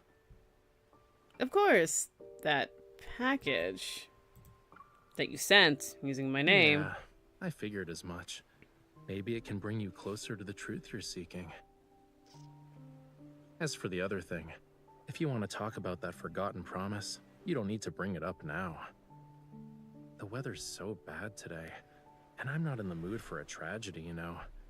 Why don't we talk about something cheerful instead? Okay, let's talk about penguins. Though the details of my encounter with Rafayel remain hazy, I managed to retrieve a few fragmented, vague memories. During that year, I fell into a deep sleep for 3 or 4 days due to a high fever. When I woke up, I lost a lot of memories, and my meeting with Rafayel happened to occur before I got sick. Rafayel sighs and puts down the paintbrush. You don't think I'm avoiding this topic because I'm trying to run away from it, right? I don't know, are you? You want to say you forgot a lot of things from your childhood because of reasons, but you're worried it'll come off as you not wanting to take responsibility. Are you sure you don't have telepathy? Did you actually go to the beach to wait for me? Are you asking about the year after that? Or every year after that? So that's a yes to both. So when did you get legs? Girl is always losing her marbles, her memories, her freaking heart, apparently. Baby. Observing my expression, Rafayel appears somewhat resigned. Then he suddenly pokes my forehead. You don't need to feel bad about it. I'm not dumb enough to actually wait for you every year, you know. He did. He so did. He did. He's looking down. He did. But I did think about how to settle the score with you. Rafayel stands up and gently pushes me into a chair. He places my hand on his chest in a half-joking, half-serious manner. The power within the Tome of the Sea God will protect everything that belongs to the sea. This includes our bond. Oh, so I won't drown. Why not just order me now not to hold a grudge over what happened back then? Looking into his eyes, I realize he's sincerely asking me to do it. P.S. Alright, Night Owl. Your choice again. What we doing? Are we ordering him around, or are we sparing him? Quote-unquote spare.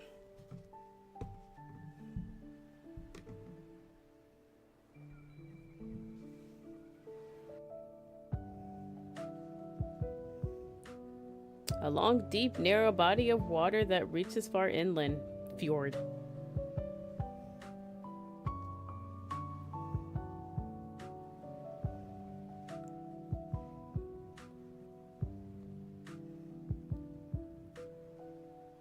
Boss him around. Okay, I order you to.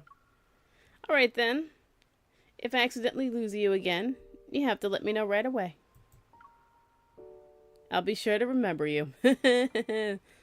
You forgot like 6 men in your life. One's a space alien prince. He's the god of the freaking sea. The other one, I really don't know how far that extends. One's a dragon. You want to next time? Please. If that day ever comes, I'll summon all the seagulls in the world to give you a daily reminder with the most dreadful chorus imaginable. That sounds painful. Rafayel breaks into a smile and takes my hand into his palm. The heavy downpour when did that come? Descends, carrying it with it a majestic force that seeks to wash away all remnants of the past. The surging waves crash against the shore. Sea spray oh god. Sea spray soars. Why? Sea spray soars as if there's a fierce battle between the sky and the ocean. But in the end, rainwater and seawater will find their way back to each other. They will return to how they were before they parted ways in the blue hole. It's always about the blue hole. Everything comes down to the blue hole. Is that it? That's all of it? Damn. That stuff. Okay, that's Rafayel's, and then, what's this one? Ooh, Xavier! Xavier got a branch. Heck yeah, that's cool. Oh, hey, onward again. Nice. Oh my god.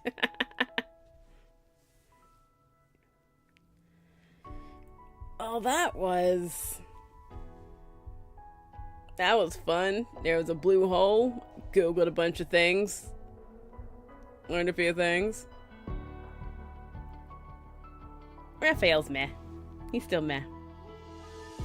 But with that being done, I will be cutting the stream here. I saw a cat today that's even chubbier than the one we saw last time. You didn't see shit with that on. Thank you for watching, thank you for stopping by, and thank you for the likes.